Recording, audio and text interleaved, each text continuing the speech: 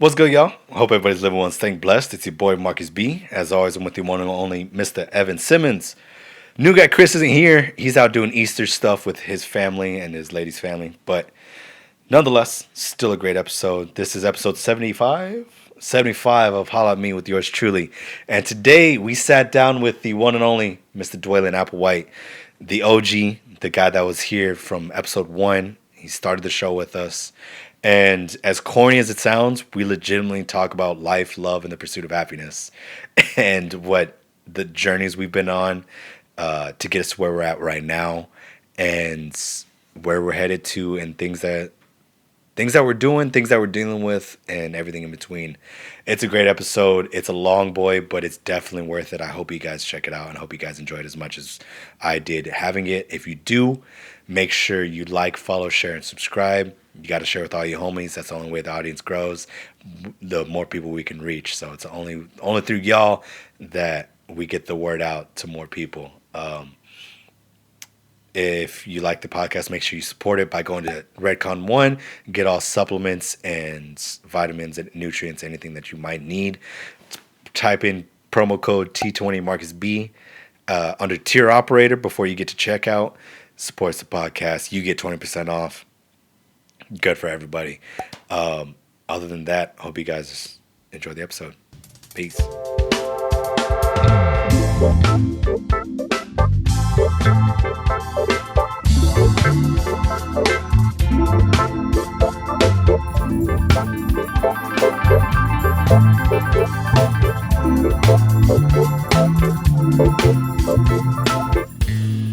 That's still the worst part about doing the Zoom casts. What? Not hearing the theme song? Yeah, man. Because there was just a solid 5-10 seconds of all three of us just like, yeah. Just vibing. Just head bob. Feels good, man. But we got the one and only Mr. Dwaylan back in the studio. Yo. After so this is episode 75. Yeah, I think so. I'll check real quick.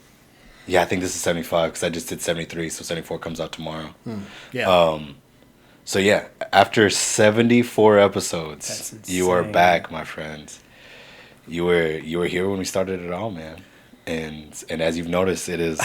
I'm blown away. I'm almost flabbergasted. Like you started, the inaugural episode at a kitchen table. Yep. It's just me, On a- staring at the kitchen table all awkwardly, and here we are in a full blown studio setting. Yeah, man. is We great. had a camera that didn't record more than 30 minutes. Yep. Evan hadn't figured out how to do audio yet. Oh, that bad boy would overheat all the time. I remember. I didn't know how to talk to people. It was, yeah, man. 74 episodes later, 100 plus hours of content. Yeah. We passed 100 yet? I don't know. I feel like we should. Inquiries from all across the nation. Yeah, people hitting me up. I've had at least 40 guests on. It's wild. It's wild, man. Yeah, Wow, have I had seasons 40 of content. Something like that. I don't keep stats. I don't keep stats either.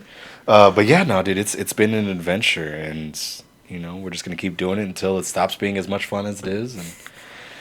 But yeah, man, you're back in Texas. I am.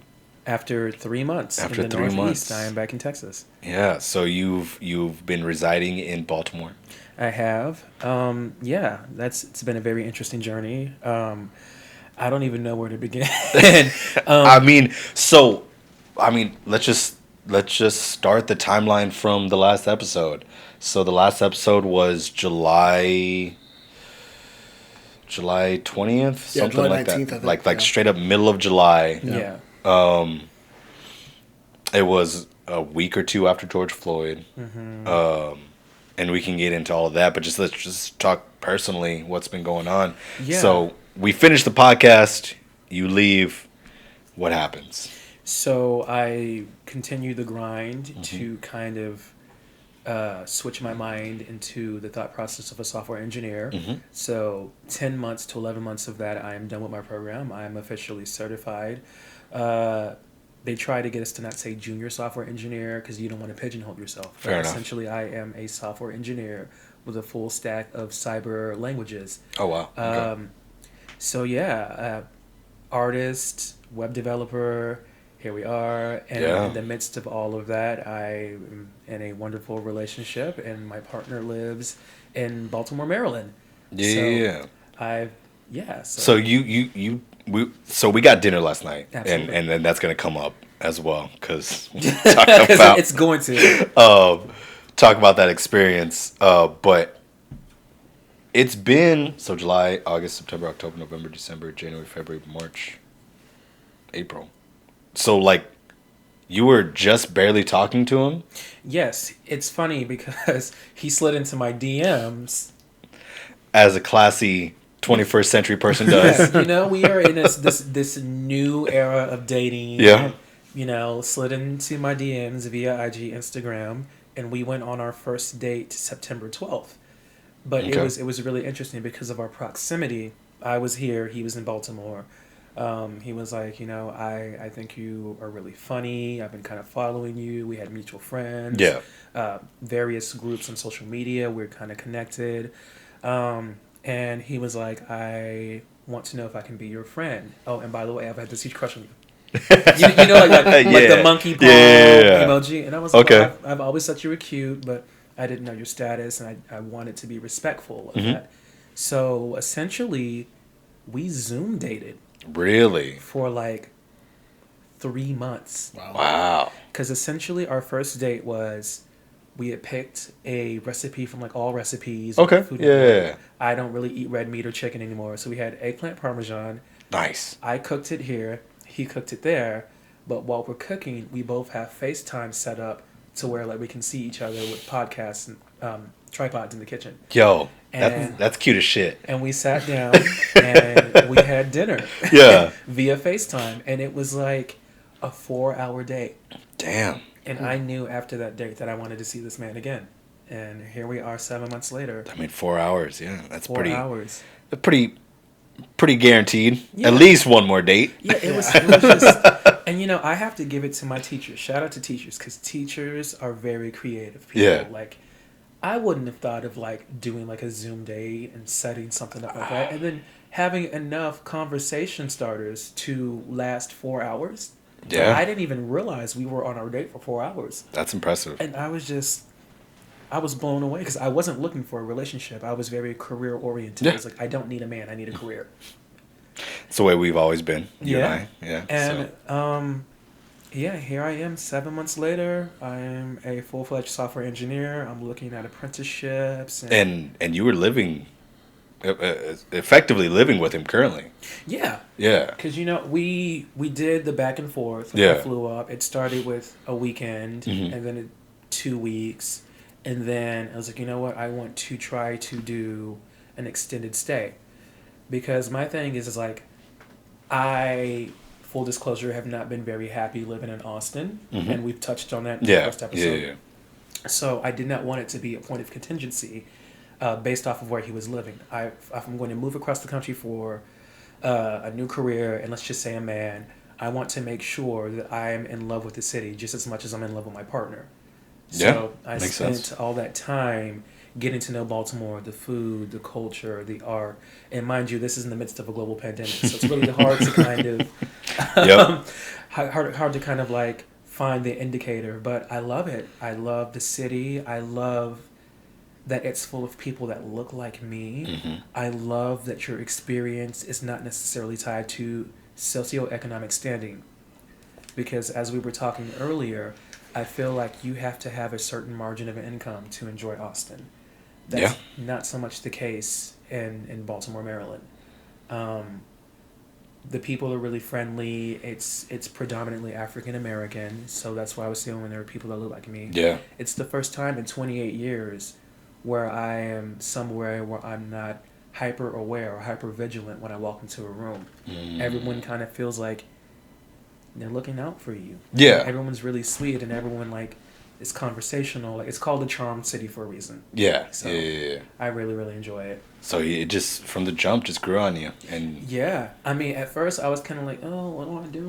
Like, but like after a week or two, I'm like, I gotta get out this apartment. So I started to explore a little bit, and since it is an established metropolitan, a lot of the things are in walking distance. yeah. Did a lot of walking, did a lot of eating, gained a lot of happy weight. No diet, Ain't nothing just wrong vibes. with that. Ain't nothing wrong with that, baby. But Especially if it's good food, Oh, like you're so talking good. about it. Apparently, we got to go to Baltimore. You know it's- about it's a Baltimore? foodie city. Not really. No, yeah. Been there once, but I'm trying not to sound like a cult leader, but I'm so pro Baltimore. It is so refreshing. Just the food. There's an art exhibit on every corner. Damn. Like it's a city that subsidizes art.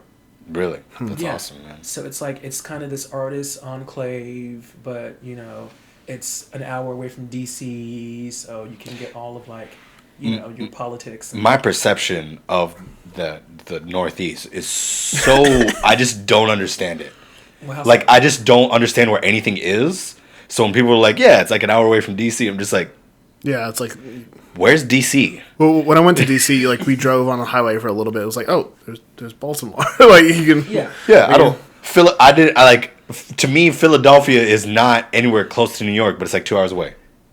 Like See, what? Well, what was 2 hours away is San Antonio. No. What do you mean? New York They're is a whole 3 other hours away from state. me. It's 3 hours away. What do you mean? New York is 3 hours away. Philly's 2 hours away. DC's an hour away. But what got me was like the term DMV. I was like Department of Motor Vehicles. Yeah. Like, Right. what does DMV mean? It's DC, Maryland, Virginia. Oh. So I've grown accustomed to that. So I tell people, "Oh, I'm living in the DMV." They're like, "Where is that?" Because they're all interconnected. It's so close. Yeah, you can Okay. catch a train, a rail, or Uber, and like. Yeah, I had no idea. Actually, yeah. Can you pull up a map? Is that what you're doing? Yeah. Because I legitimately have no idea. Yeah, we're gonna test my geography because I think Baltimore is northeast. Gotcha. Of DC. So there's the whole. There's DC, Maryland, Okay. Virginia. Interesting. It's right there, and it's just like a hop and a skip. And then what's right next to Maryland, Virginia? That's Is that New York? New York is 3 hours north. I think Philly is 2 hours west. Where's map? I need a bigger map. Let me go to No, New York maps. is 3 hours north.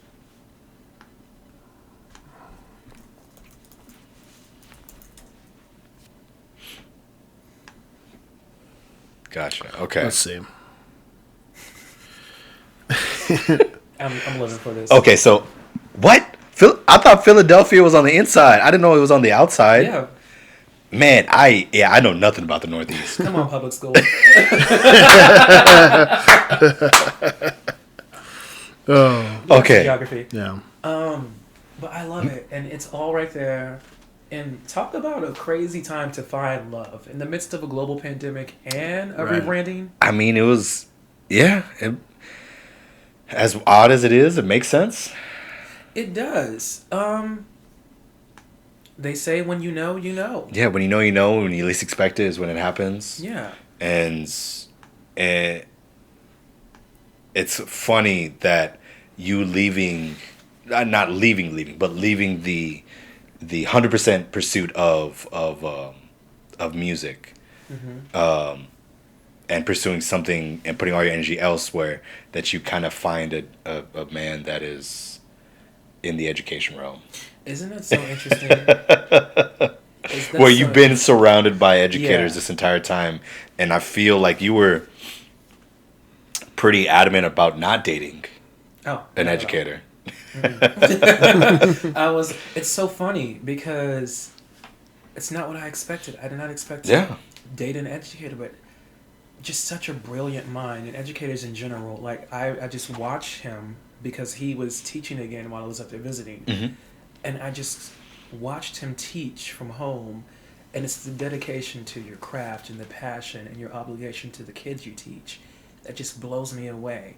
Because he teaches English, standard, and AP. Oh, okay. So Nice. But on top of full that, full spectrum of students. he's on like social committee for the school, and he's planning like things for teachers, and it's like all of these things. It's like we only see a chunk of what y'all do. Yeah. But dating a teacher has given me the perspective of how much work goes into making those lesson plans, calling parents, doing one-on-ones and office hours with students. And yeah, teachers are severely underpaid. I'm just like, what? You were still working, and he's doing all of this via Zoom. Yeah. Like, I was about to ask, is he has the school's opened up yet? They have now. Okay, So, they just now he's started back. opening As up. I was leaving, he was going back to school. I don't know if I could do it. Yeah, that'd be awful. I don't know if I could do it. I worry for him. Well, fortunately for him, he's fully vaccinated now. But Not even on the health side. Like I would, like I'm talking about like emotionally as an educator. Had we been online this entire time, because me and Evan been fortunate enough out here to where it's small enough to where we did hybrid from the jump. oh my goodness. Yeah, where it was in person and with the option of online, and I don't know if I could have done just all online, just Yeah, that would have been. Talk about Zoom fatigue. Zoom Oh fatigue. yeah, and then, like and every then- day on Zoom. Every single hours. day. and I don't want to talk poorly about like core subjects, but I mean it lends itself a little bit easier to the Zoom thing Oh, as absolutely. opposed to yeah. music. Absolutely. Yeah. Like I think he would agree with that. Like, Yeah. You don't have to like do like a marimba lesson or do anything about Yeah. timpani via Zoom. there's Right. there's no percussionists that are doing anything other than pad work Yeah. online, and it's like he might get a decent saxophone lesson, assuming they have a decent microphone. Yeah, See? Like it's gosh, it's a beast. Man. It's been a mess, and you know, shout out to everybody that's made it this far on the Zoom thing. But I'm glad he's fully vaccinated and he feels safe enough to get back into the classroom. And how do you know how they're doing the classroom? Because I know it's a lot of goofy stuff. It's very interesting because the North once again is unionized. Yes. So what they were trying to do was find a way to implement a hybrid situation where the teachers and the students are safe. Some things went, kind of interesting with the union, but essentially he is hybrid now. He has some students in the class and some students are like simulcast via Yes. Zoom. Yeah. But he adapts. He's rolling with the punches. And I think that's the best way to go. Honestly, it's like the way that we set the hybrid for the band thing. It's like the directors. Luckily, and again, I'm very fortunate that all my kids have been in person because UIL allowed the rule for fine arts and athletics to, if you were remote, you were allowed to be in person for your fine arts or athletic class and then go back home. So I had a handful of my kids that was the case at the beginning of the year. But with the band, the people that weren't coming in, they just have a camera on them conducting. They have the computer there with the kids that are there, and they're just like, all right, this is the chunk, and here we go, we're playing this. And Hopefully they're just, you're playing it hopefully, now. yeah. And the downside is that they don't have an option of like having like a headphone in, because that would throw any sort of delay, any sort of fuzz. Like they're just like, horns on your face. I'm assuming you're figuring it out. But no, the goofy stuff that I was talking about is I know a lot of San Antonio schools, they did in person. They made the teachers be in person. And then they had 25% capacity or something like that. Interesting. Okay. None of them were their students. So my choir buddy had English kids in his choir hall doing math homework. Like it was it was super, didn't make any sense at all. But it, like, let's say like us three are the teachers, right? So I'm in the band hall. It's your class of English, and you teach math. So your kids would come to my classroom, and then they would just go through their day. So like they might be doing Evan's class while I'm up here giving a choir lesson. Yeah, it didn't make any sense. A mess. It was quickly shot down. And rightfully so. Rightfully so. This makes sense, right? Yeah. None of it makes sense. Yeah, but I mean, it was every district just kind of scrambled, and we were fortunate enough to where it's like a small district, and I don't mean this in a derogatory term, but like we're would you say we're Bible Belt? Yeah. Yeah, we're Bible Belt, but luckily we also have that huge hospital here, so they're very much like, we believe in Jesus, but also science. which is cool. Yeah. So they were listening to the scientists and listening to the professionals being like, does it make sense to open up? And the professionals were like, yeah, just, wear a mask and Yeah. and don't breathe on people. And we're like, all right, cool. So then, we just got after it. And granted, still people still got COVID. Like I got Yeah. COVID and stuff like that. Oh, goodness. It was still going to happen, but it definitely mitigated it. Like it was very much like a slow burn as opposed to just like if we Right. just fully open it back up and shut it down. But I mean, even you were out for a week because it was Thanksgiving. Yeah, I was out for Thanksgiving and then the week after. Yeah. Not too much of a ball was dropped. Yeah. Wasn't horrible. Luckily, Yeah. Again, I'm only able to speak from my experience. This podcast is not putting any disinformation. This is from personal perspective. Just personal perspective. Like I said, we're fortunate enough to be in a small city where it Yeah. was able to be contained. Had we been in Austin, I may have felt, I would have felt a different way about this entire thing because, just Austin's more dense. I was gonna say there's more that. interaction. There's more things, more people coming into contact, as opposed to here. A lot of people, it's like you go to work, you come home. You go to work, you go home. Go to school, you go home. Like there's not much outward interaction that you're doing to where you're putting yourself at risk. And then people are smart enough to, like, the only time we're leaving the house is to buy groceries, is to do this, that, and whatever. So. Yeah, I was going to say that because, he's teaching in inner city Baltimore. And, like you said, the Northeast is very dense population-wise.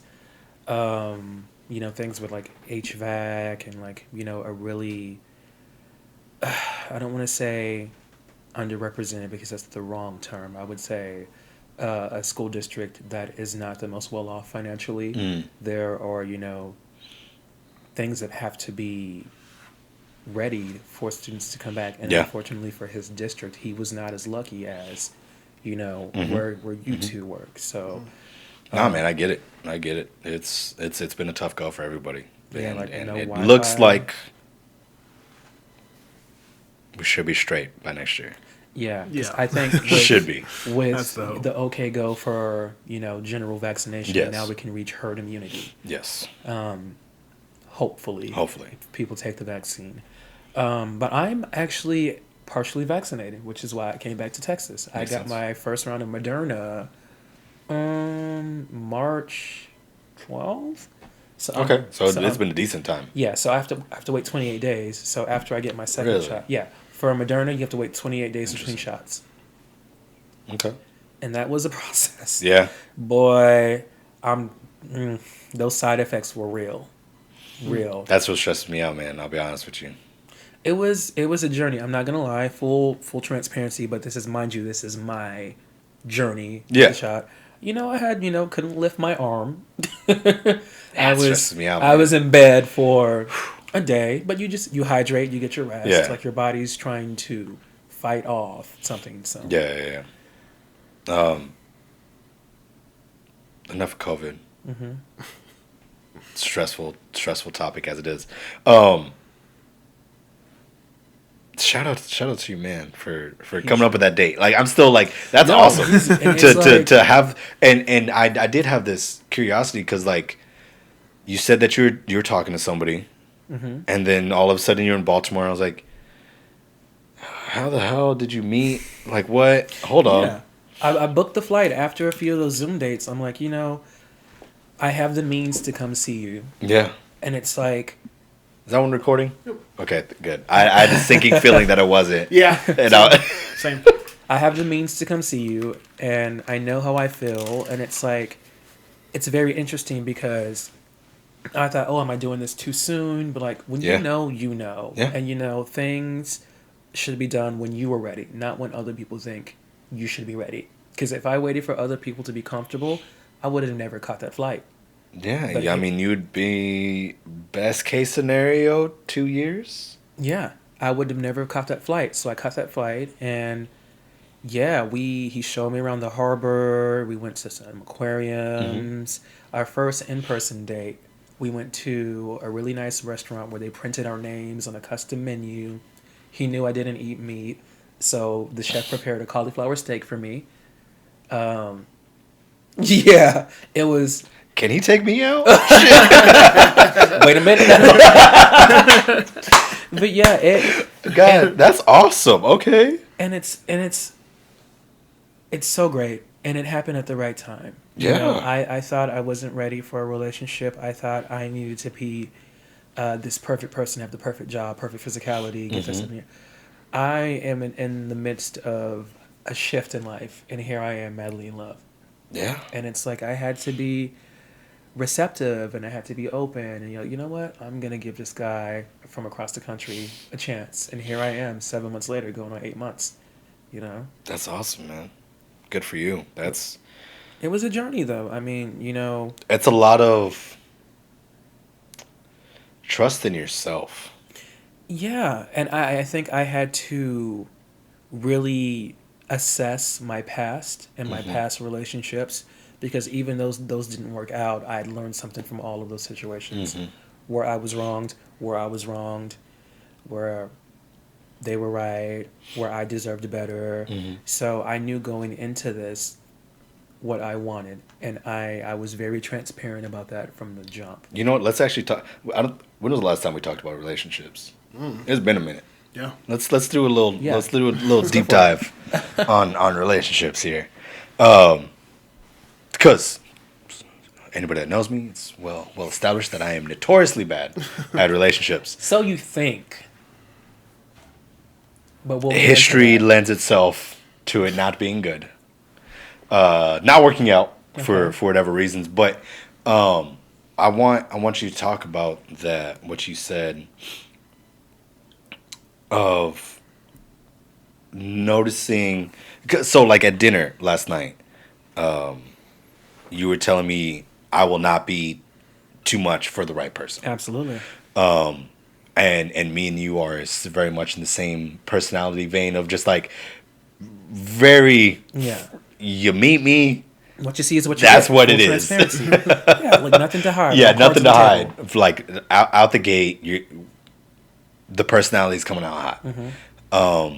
And what has it been like in the ones that didn't work out, and what has it been like having somebody that does fully embrace the Like who lack I of am. lack of better word, aggressiveness. Yeah, because I get that. Because in past situations, I thought it was always me. But when you're in a relationship, there's this symbiosis. There's this unity. Yeah. Where it's not just a me, it's an us. So I had always tried to make myself small for the men in my life. Like maybe I'm too intense. But even being small, it still didn't work out. Yeah. I had tried to change myself physically for men to find me attractive, and still got cheated on. Like, you know, like I tried all of these Yeah. things, Yeah. and I'm like, well, this is being debunked, and this is being debunked, and this is being debunked. So regardless of how any of those situations ended, I kind of had this list of things as I approached my journey to my boyfriend. I'm like, you know, you will not be too much for someone. So don't ever shrink yourself or make yourself small for a significant other.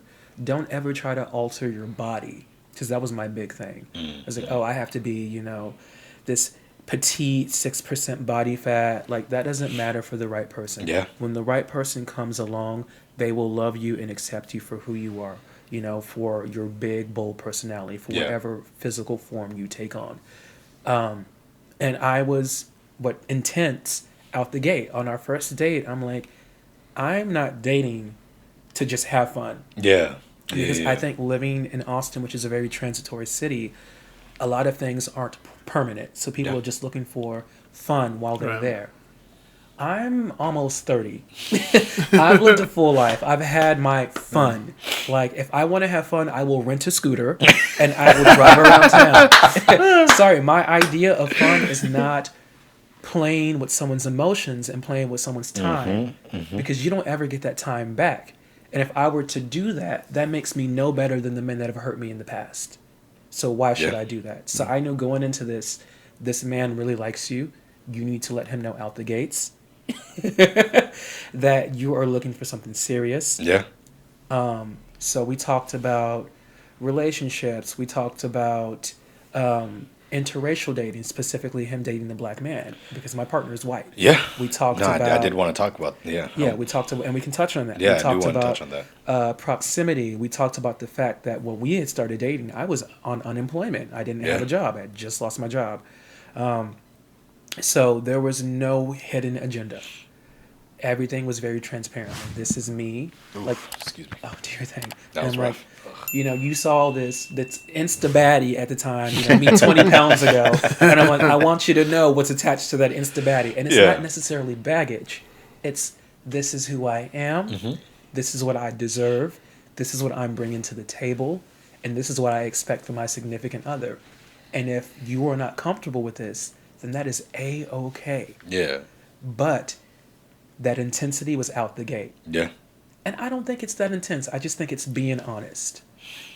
Oh no, absolutely. Don't get me wrong. Yeah. I'm in the same boat, Yeah. but we're the same person. Yeah. And I acknowledge that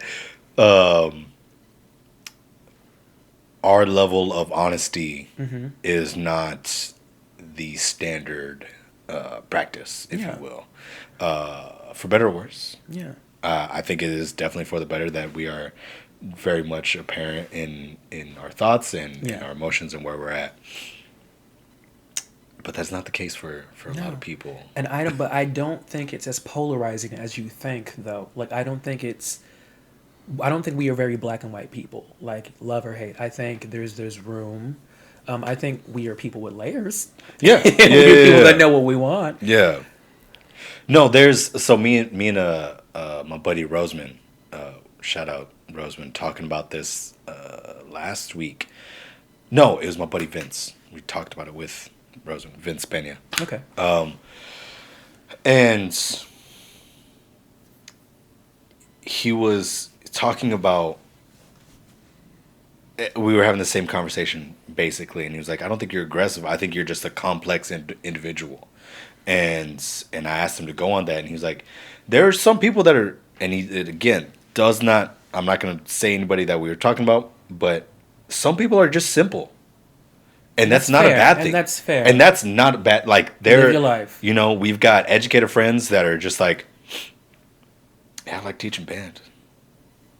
And love that's, that. and legitimately, that's all they do. They their might personality. go do one or two other things. Mm-hmm. They meet somebody that they're in the same vein. It's just very much just like, I like family, I like band, I like riding mountain bikes. And that's it. That's consistent. Yeah, and They that's like a consistent that's life. awesome. That's what they're comfortable with, and they find someone that's what they're comfortable with as Mm-hmm. well. I am not that. And I am not a simple individual. And it's okay to be multifaceted, Yes. and it's okay to be a bit more eccentric. Yeah, and it's coming with age of that level of comfortability of just knowing that, like, no, I'm down to go get some brunch, but I'm also down to go, like, let's go parasailing. Also like, let's go to a nightclub. As much as I don't want to be around those people, I still enjoy nightclubs. But you know what? There's someone that's having that same exact thought process Exactly. right now. You're not as alone as you think you are. Nah, I know I'm not, and it's just a matter of time. It's But you know what it could also be?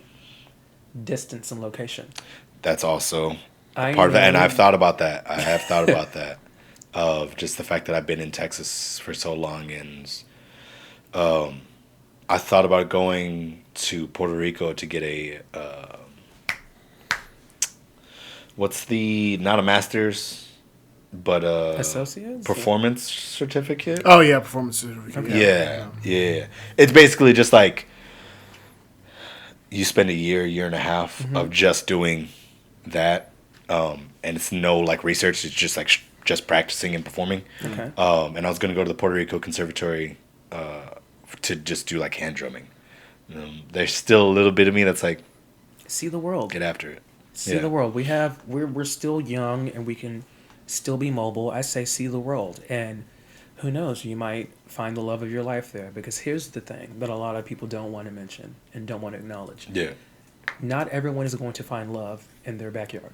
Yeah. You know, I lived in Austin for 4 years. If I was meant to find my spouse in Austin in those 4 years, I would have done it. I was single. I was more available at the time.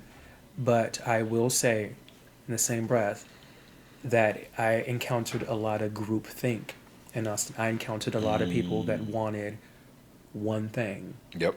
I encountered a lot of men that were attracted to me after 10 p.m. If you catch my drift. That's a good way. That's a good way of putting it. Okay. If you catch my drift. Yeah. I'm like, I knew what I wanted and I knew what I deserved. So I decided, you know what, maybe I should remove myself from this pool of people, this pool of eligible bachelors. And that's okay if you find your love in that circle, but it's not for everyone. Austin is not as big as people think it is. Yeah. And here I am, madly in love with a man that's 1,500 miles away. Yeah, especially coming from like Austin is very much, for better or worse, divided up into like sections. So Absolutely. quote unquote gay district, like that's a block and a half. It's 4 bars. Right? Like, so if that's where you're regularing, Yeah. Yeah, you know. Where you frequent? where you frequent, Yeah. thank you. Yeah. That's the one I'm looking for. It's kind of the mecca of gay culture. in Austin. of gay culture in Austin. So it's like, yeah, if you were supposed to find somebody, the 2 years that we worked in Austin, the 4 years that you lived in The Austin, 10 years I've been visiting it, 10 because from yeah, Texas State, exactly. we would come up to Like- Austin. You know, it's like, it makes sense. Like you were bound to I've done find it. it if you were supposed to find it. and I've done it and I've seen it, and like, it has Austin, and this is not to down Austin. It has nothing new to offer me.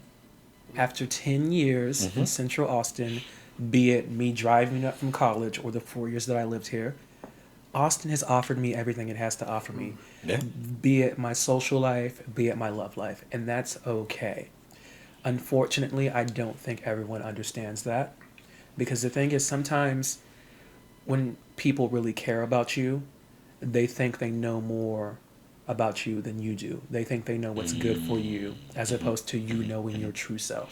So when I had first started dating my boyfriend, I received a lot of backlash. It was a lot of people trying to invalidate my relationship.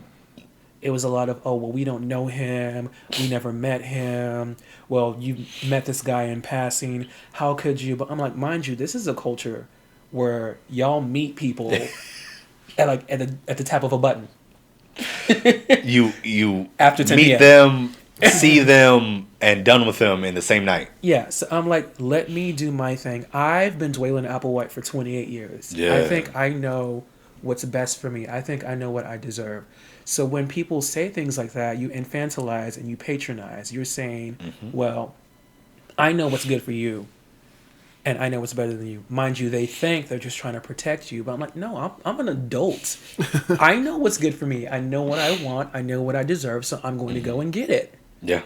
Because if it was here for me, I would have already had it. But clearly, it's not. Bars. Straight bars right there. It's truth. Yeah. So on a less serious note, and I think we touched on this once at a bar. I think so. Have I ever given you my theory of the days of the weeks in dating? Yes. Yeah. Okay. I won't give you the full. I don't know. Maybe I give the full. See if I feel like story time. When I was bartending, I came up with this theory that the goal, you as a person, go out certain days of the week, and the goal is to find somebody that goes out on the same days and dislikes the same days or likes the same days as you. Right? Okay. And that's the difference between a longevity relationship and a short-term relationship. Okay. Because if you meet somebody, more than likely you're going to meet them on one of those days of the weeks. But that might not be their standard day. Okay. Screw it. Can you put time marker on because I do want to clip this as well. Okay. So Monday through Thursday, coffee dates, 100% acceptable. I agree. Right? Everybody's going on a coffee date. All those days are available for a coffee date. Nothing crazy formal, nothing like that. Just, hey, let's meet up for coffee. Let me get to know more about you. Monday evening, no single person going out on a Monday. I never did it. Never in my life have I been like, you know what? It's a good night to go out. I'm gonna meet my person On a Monday. Oh yeah, that's right. Like that doesn't happen.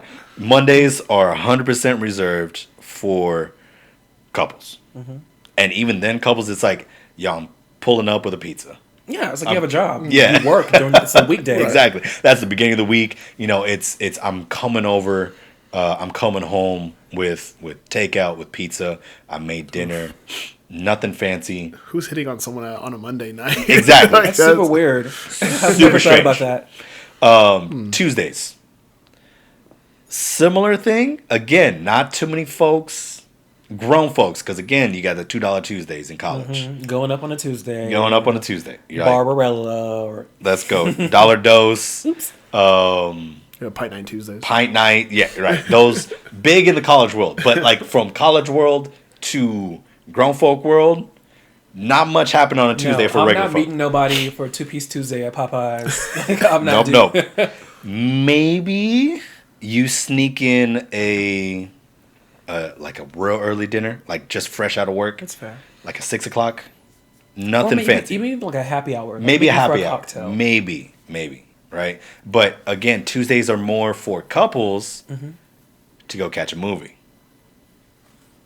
I should try that. Yeah, makes sense. Give or take, like, because those nights are like nobody makes monies on Tuesdays, so Tuesdays are highly incentivized on cheap dinners, cheap drinks, buy one get one free, buy one get one half off, Just discount tickets. At discount tickets at Cinemark. Exactly, like that's what Tuesdays are for.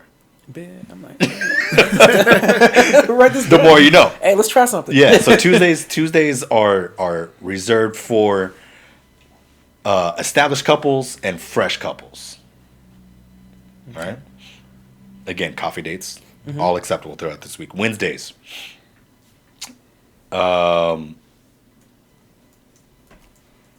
This is a great night for dates, and people sleep on Wednesdays.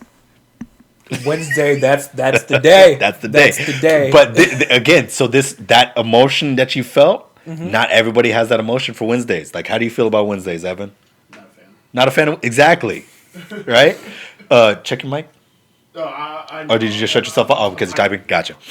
So Wednesdays. Do you know what happens on Wednesdays? Personal development. Personal development. Well, that's what he does. He has PDs on Wednesday. So I'm like, well, but after PD. But after PD, no. That's opening night on shows. Oh. I am learning all kinds of new Right? things. I'm a performer. Right. I sing and dance. Musicals. Your theaters. Dang. Guaranteed, because again, Wednesdays are not profit nights for bars. So what do they have? They have live music. Oh, yikes. Right? So you're going like that's an established go out night. Yeah. Like you are gonna go do something. You're that's not a like fresh from work. You'll go home, you get changed, get a little cute. Nothing too crazy, but just get a little cute. You know what I'm saying? Okay. And then you go meet up with your person. And that's a weird one. Not too many established couples are going out on Wednesdays. That's more of a fresh thing, for some reason. I don't know why, but it is. Thursday. It's the first split day. You got to be 21 if you're going out on a Thursday. That is like, I'm not in my early 20s anymore. You're not in your so Thursday. What I mean by split day is either exactly you're going to a club, you're hanging out with friends.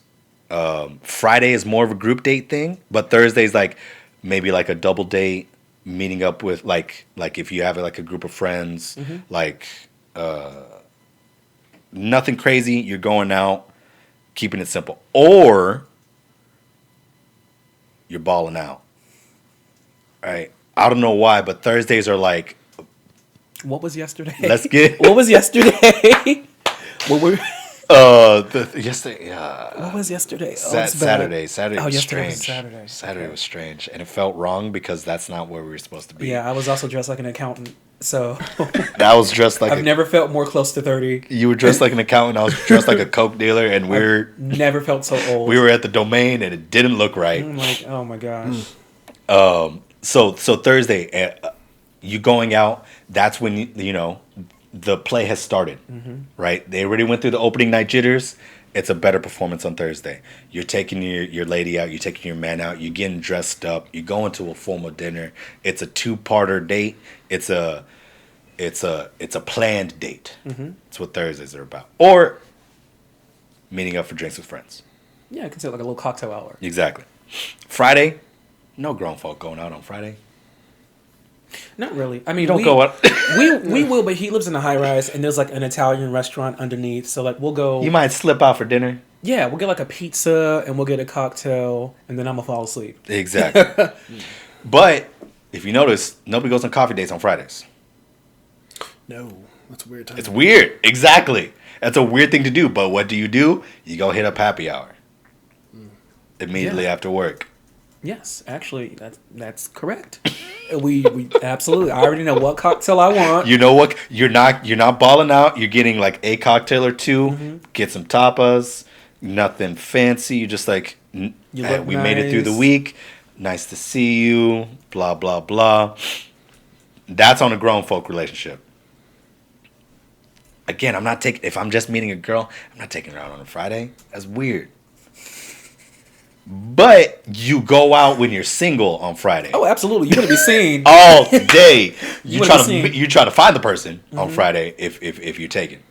But yeah, you're rolling deep with your homies. You're rolling deep with your homegirls. Going to the clubs, going out drinking. You might go get a dinner, slide that in beforehand.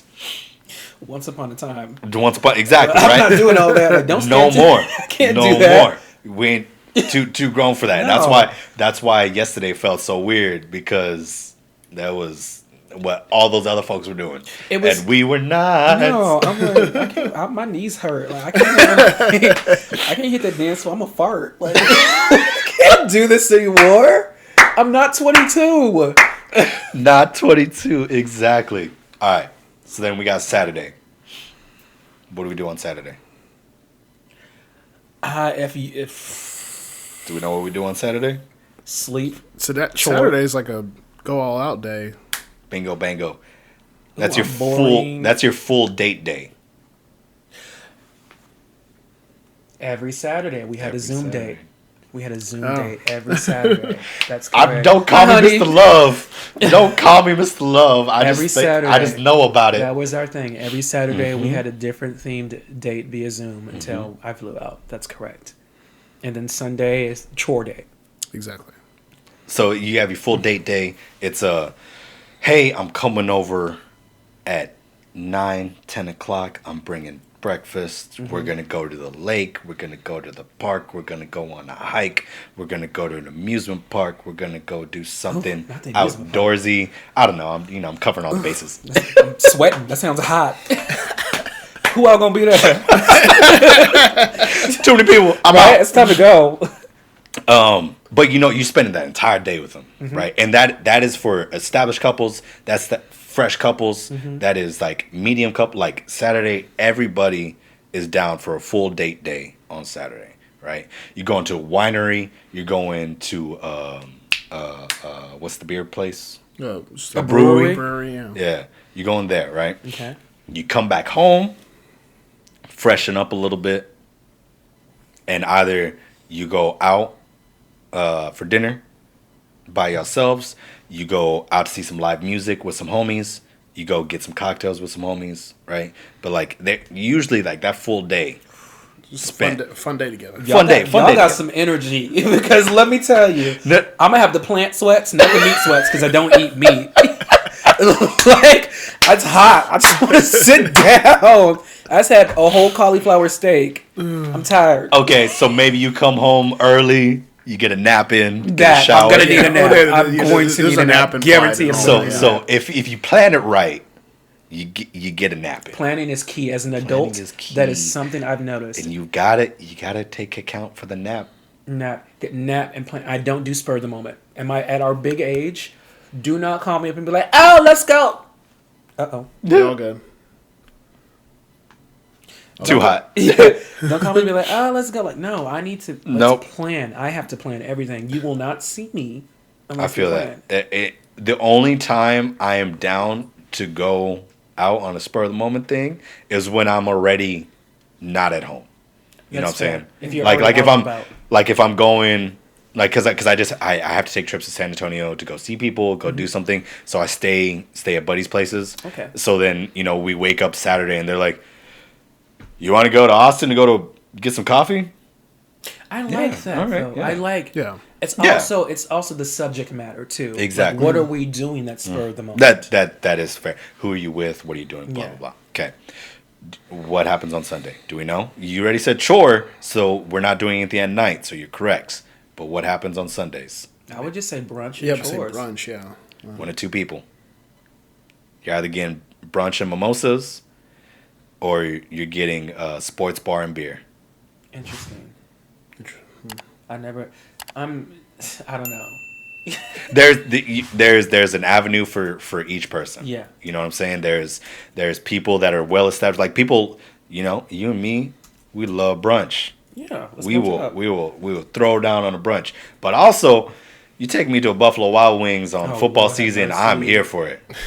Like there's that stock alpha male. I'll say that's a lot of energy. masculinity. A lot of Listen, masculine energy. When you find the girl that wants to go to Buffalo Wild Wings, Special girl. You know what I'm saying? You Like probably know how to fight too. yeah, exactly. that's what I need. That's all I'm saying. Is let me find a girl. I need someone who could fight at Buffalo Wild Hell Wings. yeah. 9 p.m. on I'm a gonna Sunday. remember this at your wedding speech. I remember it was 2021, and Marcus was looking for someone that was gonna fight in the parking lot of a Buffalo Wild Wings, and here you are. I'm not saying that she will. I just need to know that she has my back. You just Oh see my someone God. fighting at Buffalo Wild Wings. I I'd be love like, her. Marcus, come on. If I see a girl throwing hands at B-dubs, I'm gonna propose to her. Oh my goodness, a mess. But exactly, like, right? You guys are viscerally opposed to going to get some some traditional wings Yeah. and watching a football game. I'm mad excited about Yeah. that. I'm also mad excited for some mimosas and a good French toast. You know what I'm saying? Sounds better. Yeah, right? I'm like that. So, given all this information, Mm-hmm. what days of the week are you? And Evan, Yeah. my guy, took some notes. I am. My goodness, I'm gonna give you the layout. Monday, Tuesday are our work days. Yep. He's teaching. I'm working on my codes and my programs. Mm-hmm. Wednesday is our mini date. That's a precursor to whatever we decide to do on the weekends. So Wednesday he has his PD, Oof. and then It's gross. I just keep making. I haven't eaten enough today, so like Yeah. it just straight carbonation is sitting right here. I apologize. no, you're fine. Because what I'm noticing is I've been both of these people, Mhm. but you compromise and then you find the we. So Mm-hmm. your schedule is based off of the we, as your relationship progresses. Right. So Monday, Tuesday is heavy work. He's teaching all day. I'm coding all night. Mm-hmm. Wednesday, he does his little PD, and we might have a cocktail. Thursday is also another work day. Friday, he's off, but Fridays are reserved for his mom, which I love. I That's love awesome. that so much. Shout out. Fridays, he calls his mom, but throughout the week we cook together. Yeah. So we do takeout on the weekends. So he'll do the meals, and I'll do the sides, and I'll do the desserts. So we do that throughout the week. And then maybe Saturday we might go downstairs to our favorite little Italian spot, and we'll have a cocktail, maybe like some Brussels sprouts or margarita pizza. We know the staff there; they're all very nice. Yeah. So that's Saturday. Sunday, chores and Star Trek, and I'm okay with that. But once upon a time, Once that upon a was not time, me. exactly. So, and this is the thing is you gotta like in your heart of hearts, be honest with yourself. Because me and you will go out on a Friday all day. Yeah.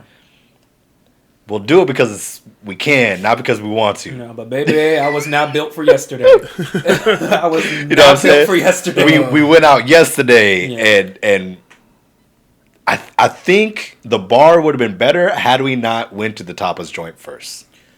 Fair. You know what I'm saying? Like it's just two different worlds, and we try to bring them together, and that ain't it. But I really enjoyed the tapas. Like you. Oh no, it was great. Can't order I love that pear spot. Bellini I at like. loved that spot. It was nice, and I think We got to go to that place. What was it called again? Mia's Tapas in North Austin. Yeah, Mia's Okay. Tapas. Right, middle domain, dude. It was. I'll check it out. But then, unfortunately, it's also like there's It's a the tapas joint, domain. and then it's Wonder Bar. Rock Rose. Like Oh, Yeah, it's it's- right next to Wonder Bar. Okay. Yeah, Yeah. Kung Fu. Like it's Yeah. all the really aggressive bars, aggressive party bars, and then like this really quaint little tapas joint. And then it's like Bakery Lorraine. Yes. Or like a quiche. Oh yeah. It's so nice. And no, it's not. So we're a month. I'll say Monday just because you're in a relationship. Yeah. So we'll say we're a Monday, Wednesday, cocktail Friday, Saturday. Yeah, and that's okay. And I think it might also depend on your person. No, that's what I'm saying. Yeah. Is that it's in your heart of hearts. What do you want to do? And that person also needs to be down to go do that, right?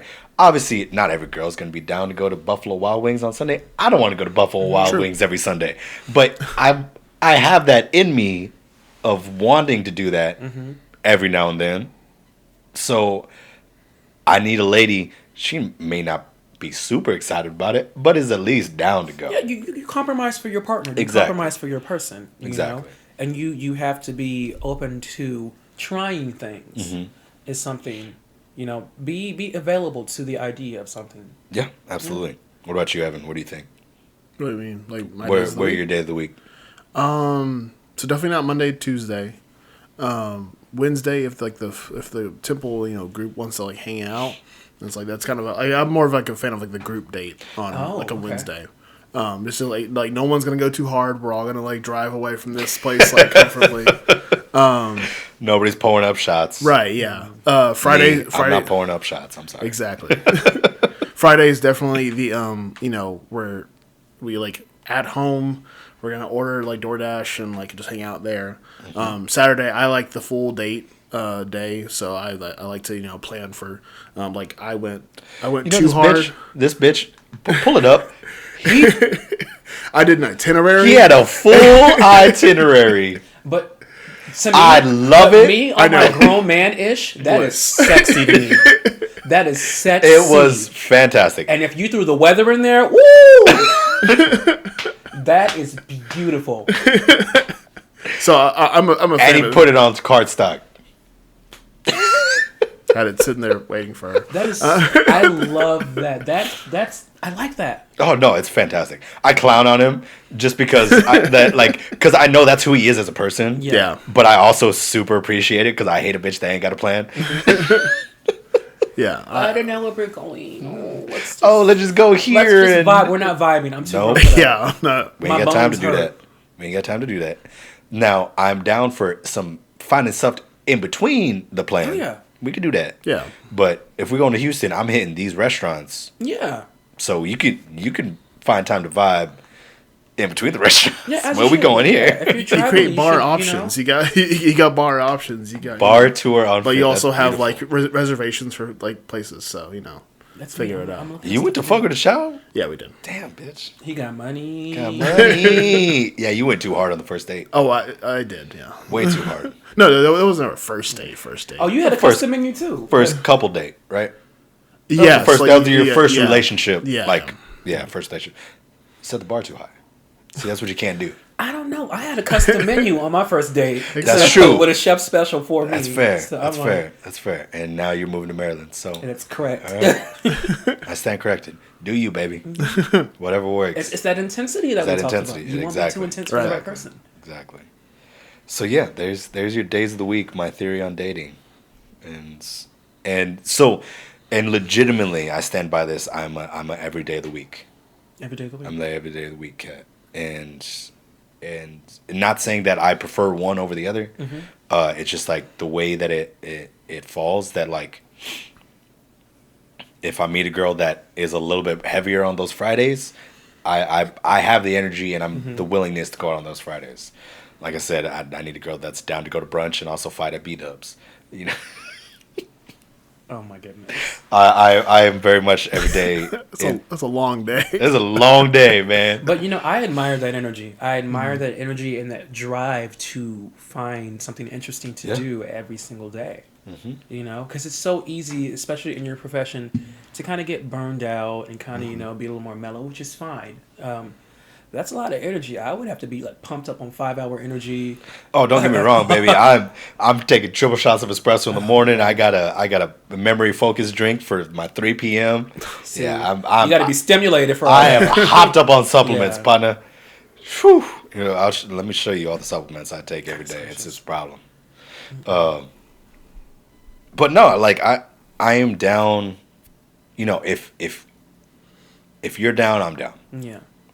That's where my energy is at. No, I like that. Is if you're down to put forth it, I'm down to put forth it. Like the girl that I went on a couple dates over spring break, she lived in San Marcos. I live here in Temple. Mm-hmm. Went on 2 dates in Austin. That's fine. Makes sense, right? Like let's just meet in the middle, and I'll drive. I'll stay on the date until 2 a.m.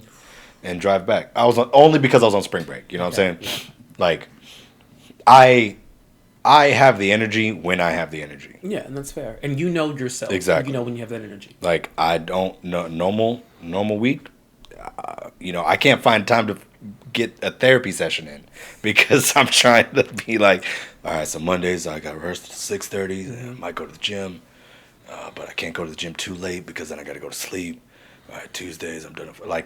I'm so regimented throughout the week because of my job, and I care about it, and I take care of myself and health and wellness and all that. So, it's a tall order to find somebody that I'm willing to spend that small bit of time that I have downtime. Mm-hmm. But I'm very much excited and willing to give forth that energy. Yeah. It just sucks when it doesn't work out. You know what I mean? And it's a process. It is. It's a process that's leading you to your person, though. Mm-hmm. Yeah, and they're out there, and you'll find your twin flame, and you'll find what's designed for you, what's designed for each other. Mm-hmm. But yeah, I'm trying to. You're ready on that ground folk, and I'm here for it. I mean, I'm already we're discussing traveling plans. I've met his mother already. We drove to New Jersey. And and that's to touch back on something that I asked him when we first started dating. Mm-hmm. I'm like, what is your family's history with interracial dating, specifically black men? Mm. Because my proximity is the furthest from whiteness. Yeah. So it's like it's not this thing where it's dark. Yeah, it's there's no racial ambiguity. Yeah. Like, I am unapologetically black. Mm-hmm. So I don't want to hear if you've had spouses in the past that were men of color. No. How does your family react around black people? And I need you to be honest. Because here's my thing. Black people have existed long before someone's son decides to date me. It is not my job to educate. What? Black? Yeah. Well, it's like I've heard experiences from friends where it's like their spouse's family has all these questions for them. I'm like, Google is free. I am not doing that. I'm not doing that emotional labor. Like, black people have existed long before your child fell in love with a black man. I'm not going to do the work. Fortunately, I don't have to do the work because that would have been another point of contingency. Yeah, I'm like, absolutely, man. I'm not going to educate your family because it's convenient for them to have awareness now because their son is dating a black man. Mm-hmm. I'm not going to do that. Like I felt that homegirl that ruined my life a year ago. She said it didn't have anything to do with it, but a white girl from Round Rock, Texas, grew up on a ranch. We did FaceTime, and she's taking me through her house, and her antlers covering the wall. Like, soup, like, you know what I'm saying? Like, Yeah, like the cross wall, Yeah, the antler exactly. wall, They had they had the cross wall. wall. They had the antler wall, and it's just like she grew up in the church, super Jesus, saving yourself for marriage. You know, like all those types, those let's say stereotypes. It is a stereotype. Even if you say it's not that, It's I'm gonna feel it a little bit that Yeah. it might be the fact that your boy's dark and you're not. because when people are born and raised in situations like, I hate the term White Castle, but White Castle, like when they're in these towns Love those burgers, but not what we're talking about. or these areas that aren't necessarily diverse, they come from generations of people that look like them. So when you throw a little sazon or a little pepper, a little seasoning suddenly in the family, it's like they have never had to interact on a personable level with someone that does not look like them. So suddenly there are all of these questions about, like, I'm not willing to do that. Yep. Like, even if you come from generations of whiteness, there should be some kind of awareness of people that do not look like you, especially in this day and age where there's so many things like Black Lives Matter, Stop Asian Hate, all of these things. You should be aware enough to the reality of people that do not look like you. Like, I don't want to walk in a room and be like, so tell me what you think about I'm not, and I didn't have to do that. Once again, love you, baby. God bless you. I didn't have to do that. But That's nice. I know Man. there's some people that that have is really had nice to. that you didn't have to do that. Man. Yeah, because that would have been another point of contingency. Like, once again, going in, asking those questions from the jump. I'm like, so how's your family feel about black men? Like, I need to know these things. And especially since it's like, again, you are unapologetically a black man. Yeah. Both feature wise and like the way you carry yourself. Yeah. Right. Like there's no. You acknowledge the quote unquote whitewash that has come through your life, and you've taken what you have. You've grown from that. You've dealt with X, Y, and Z. Same thing for me, in the sense of I am as dark as the person I'm next to. Okay. Okay. So when I'm around y'all, they're just like, oh, Mexican, right? And then if I'm around a bunch of white folks, they're like, half black. he's some. Yeah, He's that. Yeah, you're ambiguous enough. Yeah. Around a bunch of Asians, that's where it gets dicey. Filipino. Filipino, yeah. Yeah, exactly. So it's like there's no hiding who you are, and it's nice that you found somebody that is like he's aware as well as his family's aware of just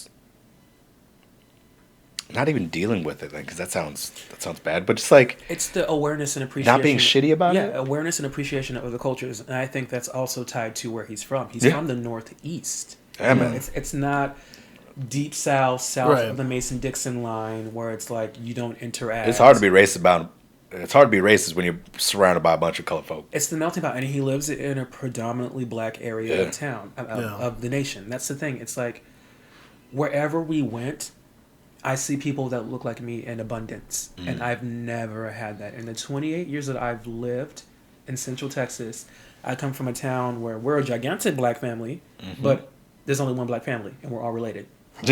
I went to school at a predominantly white institute where you deal with being a lot of people's first black friend, and then Pigeonholing yourself even more in the musical theater / and then music side of things. and that's trauma in its own. And then it's like I meet someone from a truly blue area of the nation, not a blue spot in a red state, as people like to refer to as Austin, Texas.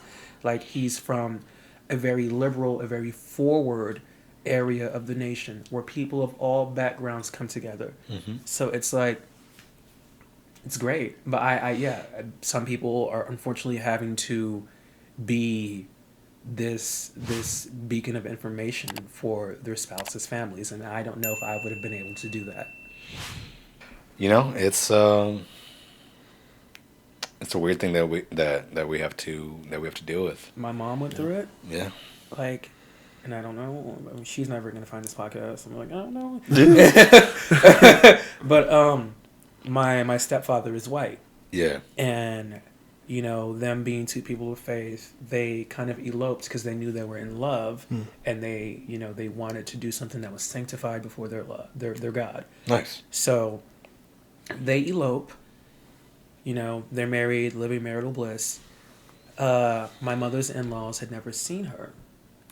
So Oof. my father-in-law shows his mother a picture of his wife, and she says, "We're going to just have to get used to this." Wow. To me, that is not okay. That's not okay for your in-laws to have to learn to accept who you are because of the color of your skin. But that is the reality for a lot of interracial couples. It's like specifically interracial couples where the person that's not the person of color comes from a conservative background or comes from an area where there's not diversity. I don't have it in me. I don't have it in me. That's a lot of energy. Yeah. To deal with that. So yeah, no, I don't blame you. Yeah. But things are great. Oh, and he teaches young African American men and women. Yeah. So he is heavily tied to my culture. Like there was a Black History Month, a program that his school was putting on, and you know we bounced ideas, you know, pertaining to the Harlem Renaissance and, you know, and Black art and, you know, my experience with musicals and Black musicals, be it The Color Purple or Pearly or all of these things. And it's like I'm fortunate to have a partner that gets it, that teaches the students to be aware of it, and that we can collaborate on things. Like I'm not an educator, but I, you know, I'll give a little 2 cents on a lesson here and there, you know? I mean, you know, if I'm a white guy and I'm dating a Black guy, yeah, and I'm doing a Black History Month thing, hey, you know something about that. You got this. Yeah, but it's like, you know, he had such a great grip on it already. I just kind of added some polishing because I'm like, you know, he is an educator that really does his research. You know, he really puts English, his heart, right? Yeah, he really puts his heart and soul into his curriculum. And dating a teacher, you have to know that the majority of their life is spent in the classroom or preparing to be in the classroom. So that's something that I had to kind of accept. Yeah. Because, you know, sometimes spouses can be needy. I'm like, oh, you know, I want to spend time with my man. I'm going to get some ice cream. But he has a student that's not doing well, and he wants them to do well. And he takes it personally when his students don't do well. Yep. Which is something I admire, because there are some educators that are like, well, if you don't pass it, you don't pass it. When his students don't do well, it's what can I do as an educator for them to understand? Yes. And I just, God, he just blows me away. Nah, man, that's awesome. Yeah. That's the hope for every teacher. Yeah. A supportive spouse. a spouse that will on both ends, as an educator, that you know that your colleagues are in that vein of really caring for and looking out for their students, but that is not the case for all of our colleagues. But then also, having a spouse that gets it. That is, you know, that's been a big contingency for me on my relationships, and why they haven't worked out in the past is because I do so many we'll call them out of after school programs that it's like. Now, can we deep dive here? Because we've touched on intensity and we've touched on being transparent from the jump.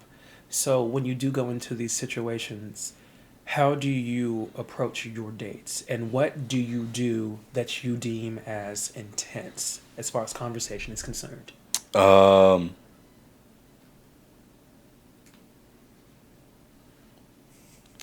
This is gonna be good. This will be good. So. Yeah, why are you intense? I want to know why you're intense. Because I don't think he's intense at all. But first and foremost, the voice is a lot. Really? Yeah. Really? Yeah. You do kind of sound like God. But so aesthetically, Interesting. Because I work out, I'm a slightly bigger dude Okay. than average. Got aggressively long hair, Okay. racially ambiguous, a very full voice, and I make eye contact Okay. consistently throughout the conversation, right? So they'll like just like so like a large. I'll say large, but like an extra. What's between medium and large? Because that's where I'm at. Late 20s. I'll say small large Okay. man is in front of you. Large. He has hair like wool and bronze. Yeah, He's yeah. like, oh my God, you're Jesus. And it's and like I give my full attention As you to should. the conversation. Like so like if we're talking at a bar, like I am facing you. Yeah. Like I am it's not just like I'm looking over my shoulder. Like I turn my hips and I am full frontal towards your direction. Okay. Already. Language. And then and then with the eye contact and with the active engagement in the conversation, it's I say aggressive because a lot of the things I do is what you're supposed to do, but it's not the commonalities of the culture. It's dominant body language. Exactly. Have you Right, seen yeah. those memes? Oh my gosh. It's like a toxic meme that someone's like making fun of. It's like the woman is like facing out and the man is facing into her. And like some dude bro was like, Yep. no, he should be standing straight and his pelvis should be facing her. And it's like you've seen those though, Yeah, right? I know what you're talking so you about. essentially have the dominant posture. Yes. And you And that too, I stand up straight, okay. which is another thing that like I don't slouch my shoulders. Like I have Yeah. my chest fully open. My chest is up. My shoulders are back. It's not my presence is not a common presence. Interesting. And then the fact that my voice is full and You do sound like Thunder. Jesus, there's this one time I was talking to a girl on a metal bench, and You rattled the bench with your voice? she kept getting stressed every time I talked because she couldn't figure it out at first. Because she would talk and then normal conversation. But then like when I would talk, like she'd just kind of like look around and be like, general rattle. like yeah, and she'd be like, what? And I could see her like trying to figure something out, and I was like, hey, what's up? Like, what are you doing? And she was like, hold up, talk real quick. And my voice frequency when I was talking was like aggressively shaking. It was resonating the metal. Yeah, resonating through the entire metal, and she was just like taken back by that, obviously, because that's not a common thing. I mean, is it? I would. Wow, that's so interesting. That's very interesting to me. Okay. And then I gotta acknowledge like our homegirl, Kelsey, and we talked about it last night. She asked me if this last girl that I went on dates with, did I podcast her, in the sense of the way I conversate with individuals. It's either students, colleagues, or on the podcast. Yeah. Right. I don't have casual conversations with people anymore. And then I thought back to it. The whole reason why I started this podcast is because I don't have casual conversations with people. Like I don't like we're deep diving immediately. Like I said, when we sat down for lunch, you're like, what's been up with you? And I immediately told you, yeah, right? That's a lot. That's Whoa, holiday. I think when I first met Evan, I think within the first week, I was like, hey, I need somebody to play saxophone on a gig in San Marcos. You down?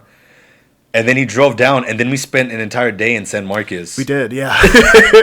Like that's First time hanging out. the first time more than just like, hey, how's it going? I'm Marcus. I'm the percussion director. I'm new. You're new. We're the only two people of color. We're gonna be friends. And then a week later, it's like, hey, I need somebody to play on this gig. You down? He comes through, and then it's like, so where you from? Like. Yeah. The way I approach people, it's just like I want to know about your life. I want to know about your history. I'm not like the joking college conversation starters. So what's your major? Wait, I hate that. what do you study? I hate the sound of that. Yeah, right. I'm triggered. I'm like, I don't know. I'm not even having a good time. I'm not having fun here.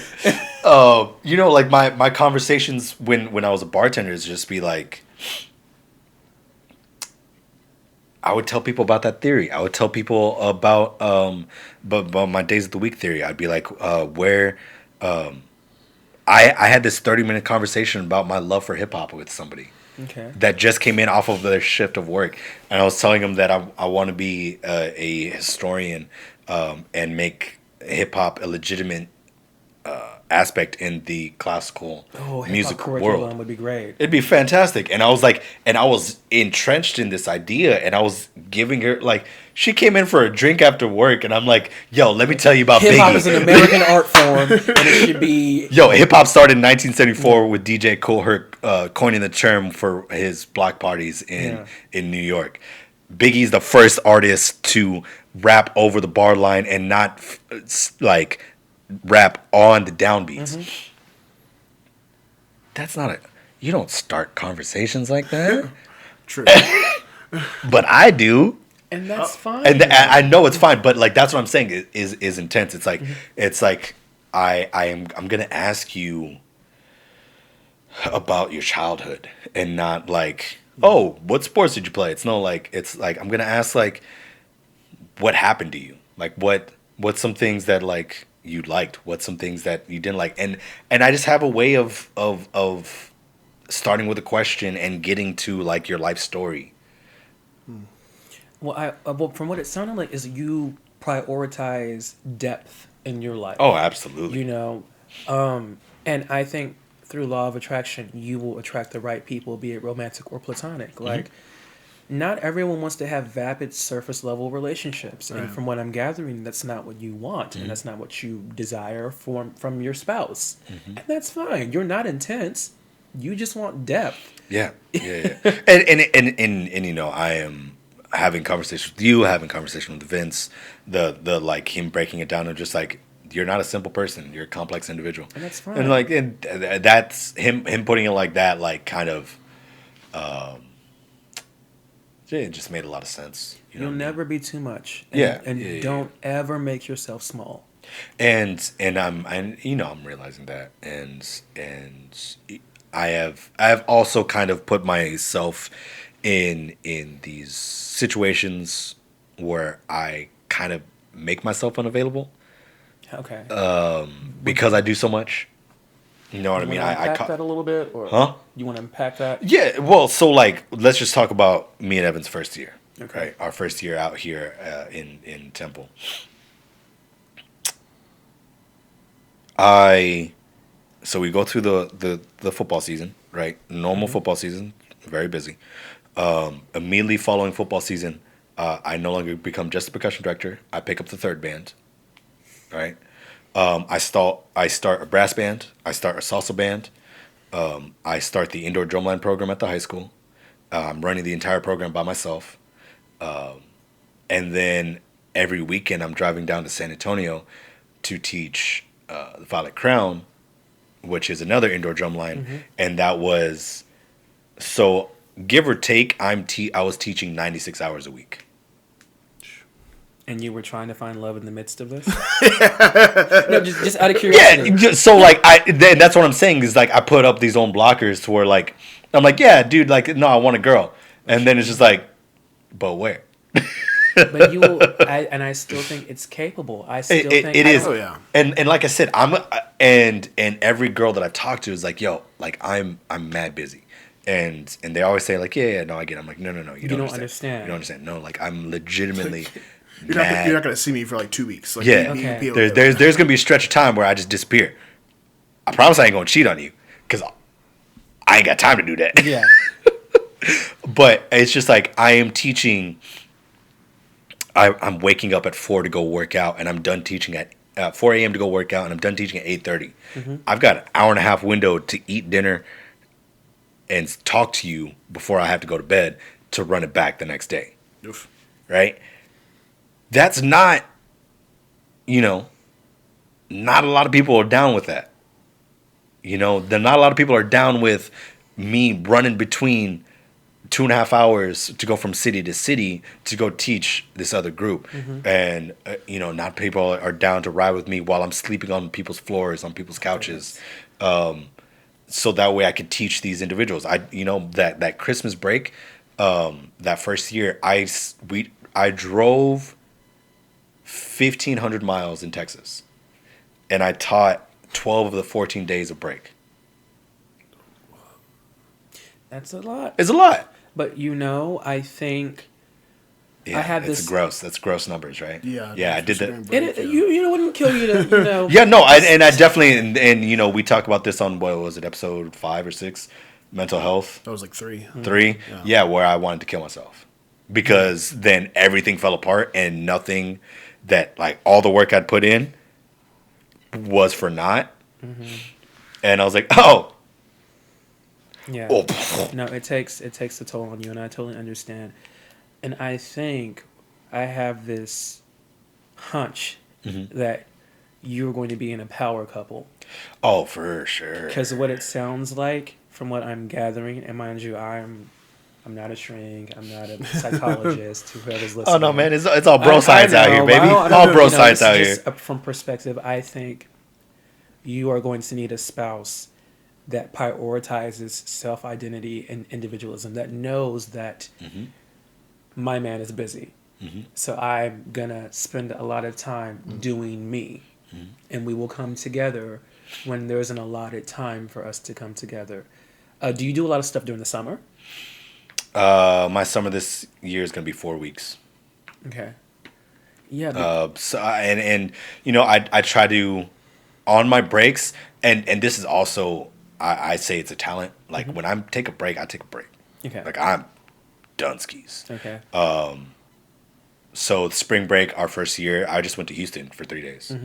Just went to food scene, didn't talk to nobody, found random hotels, mad sketchy. I should be a better planner, but that's why I need somebody else. Like, I'll plan for the food. I need you to make sure we have a place to stay. Yeah, a system. But then I'm very present. I'm very in the moment of doing what I'm doing. I'm terrible at taking photos because I don't want to. And because I'm like at concerts, I'm just like, I'm watching the concert. this concert's so dope. Like, I've seen J. Cole twice, and I've posted, I think, a picture. And that's you living in the moment. But, you know, that's your love language. Yeah. So what is your love language, and what is the love language that you think you need from your partner? Because that's also very important from the jump, to understand what kind of lover you are and what kind of lover you need. Quality time. Quality time. Fancy that, right? Okay. And touch. He made me realize that, like, haptics. Touch is part of my love. Like, because, like, literally, like, when I say hi to my kids, like, I'm either gonna hit them on the shoulder or I'm gonna hit them in the chest. and it's you know, it is a bit aggressive. I'm just like, hey, what's up? And it's like from a fully loving place, but just like, that's like, you know, like, I just, like, I need to, like, hands on you. Like, that's just like hands on the shoulder. Like, very standard for me. Like, driving, if I'm the girl that I'm dating is in the car, like, my hands on your knee while I'm driving. Just stuff like that. But I'm not the aggressive, over the top, like in public. Like, I ain't too grown for that. Yeah. Not here for it. No. But just like, yeah, just like the soft touch. And what do you desire from your partner? Because yours is haptic and yours is quality time. But what do you need from a spouse? Is it words of affirmation? Is it acts of service? Quality time? No. Because that's the deep dive. You have to know. I guess it'd be quality time as well. Quality time. How about yourself? Well, okay, so you mean like their... What do you want from them? What do you want from them, and what do you have to offer them? Like, what? So for me, I have acts of service. That's okay. To your yeah, partner. Okay. I give acts of service. That's So, what, sorry, I didn't mean to cut you you- off. Continue. Like I give acts of service. That's what I do. If you need me to do something for you, which like personally, I hate acts of service. Like give it to me. Don't do anything for me. Like Yes. Okay. I Okay. So feel that. this is I didn't. What I need is time and touch. You need haptics and you need Yes. quality time. Yes. Okay. But what I'm gonna give you is very similar. Acts of service. Right. I'm terrible at words of affirmation. I'm just not. Remind me. because We gotta this talk thing, about that. like I need words of affirmation. Please tell me that like I don't need you to constantly tell me that you love me, but like every once in a while I'll be like, hey, looking at you. Like just like Yeah. thank you. Yeah. No, I get that. And no, Huh. I Yeah, feel no, I'm not. I'm not much of a toucher. I'm learning, and I think a lot of our love languages stem from our households Yes. and how we were socialized. Yes. Yeah. I grew up in an acts of service esque family, but there's an asterisk at the end of that because my mother and my father's, my mother's been married multiple times. Their love language was, well, you have a roof over your head. Well, we provide for you. Well, there's food, there's clothing on your back. We do this because we love you. But my thing is, that is rewarding a fish for swimming. That is, you're doing the bare minimum. If you lay down and you make a conscious decision to start a family, you are obligated as a parent to provide for your children. So for me, I'm more of I need to hear it. Because I didn't grow up hearing the I love yous. I'm learning to be more accepting of physical touch. Because I love cuddling. We just like cuddle up on the couch. But I didn't grow up in a household where I love you or hugs were given. So my love language stems from what I needed when I was younger. So it's very words of affirmation. And always hears I love you, good night. And especially since we're long distance, I don't want my spouse to ever be in the gray area that I experienced growing up. I guess I do give. He has to know. Give words of affirmation. He has to know, and I have to know that I am loved. Like I don't. It's tough being long distance because sometimes your mind does wander, especially if you come from situations where you were hurt in the past. But mine is words of affirmation, and I do acts of service. Like we cook for each other, like we take care of each other, we go for walks. But I have to hear I love you, and I have to have you know that I love you. Right. You know what I mean? So like we have to verbalize. Constant communication. That's the only way we keep this going, and we've been doing great. But I am here for words of affirmation. Yeah. I guess shit. I guess I do give a lot of words of affirmation Words of affirmation? because when I'm talking to a girl, it's always like I'm always hitting you with good morning. I'm always sweet dreams, good night. Like that's And do you tell them guaranteed. Yeah. But like I seldom do I get it back, but that's guaranteed what you're gonna get. Like you from always tell your person or your spouse how you feel about them, which is I think something that needs to be normalized, and I'm gonna go ahead and say something that needs to be normalized in ethnic minority communities. Yeah. Emotional availability amongst young men and men in general. I get it. Someone is gonna watch this and that's men in general, but I think that's something that needs to be normalized in communities where we tell young men at the age of 9 to man up when they're still children. When there are communities where men are still concerned with machismo, we have to allow Your parents break up. You're the man of the house now. Yeah, you gotta No, dog, I'm man up. 8. I'm 11. Leave me alone. Well, I think the most toxic thing you can do is tell an adolescent to man up. Yeah. Especially if they don't have any concept of what it means to be a quote unquote man. Right. And is there really any concept of what it means to be a man? I just think that's not a thing. Like, I think it's too multifaceted. Not being a garbage human being. Yeah. I think But that's what being a good man in general, is. that just means being a good person. I don't think it's tied to gender or identity. No, for sure. But yeah, I think it's toxic to tell children to man up when they should be concerned with being children. Yeah. No, I agree. It's one of those weird normalizations that we're realizing isn't normal. I think about it, and I see the generational curse of people in my family raising their children how we were raised. The raising the voices, the quote unquote tough love. Love shouldn't be tough. I'm sorry. when you're dealing with children, love should not be tough. That's not a thing. I'm not saying coddle your children, but don't be like, like people in the wilderness. Like, don't. Yeah. Right. It's not good. No. have some sincerity and some passion, and allow your children to be emotionally available by proving to them what emotional availability is. You know? Too many of us grew up with these like hard, stern father figures, and then, you don't know how to process your emotions because your household wasn't an emotional household. Yeah. I know that feeling. Know that feeling. Hear, hear. Know that feeling well, yeah. Like I told you last night, and I think I said on the podcast before, or just texting y'all. When I was young, at some point, I confused composure for a lack of emotions. Mm-hmm.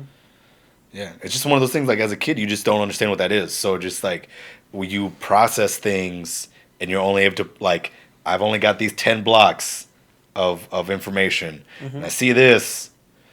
It's the only block that kind of fits that. So that's what it is, and that's why your boy doesn't cry. That is another thing. Oh, crying. I was like, oh, crying is for, wimps, and crying is for crying is like a natural reaction to things that Sad shit. Yeah. It's, like, It's okay to cry at some sad shit. It's okay to cry. And I used to take pride in that. Like, I don't cry in movies. I don't be crying. It's cry. How are you an actor and you don't have emotional availability, Dwaylan? Right. I need you to access those emotions. What? What emotions? What emotions? I got none of the emotions. Angry. You know my love language is anger. I got 1 or 2 roles. I'm either gonna be chill or I'm angry. fighting. I don't want to be typecast as angry. Like, but that's hey.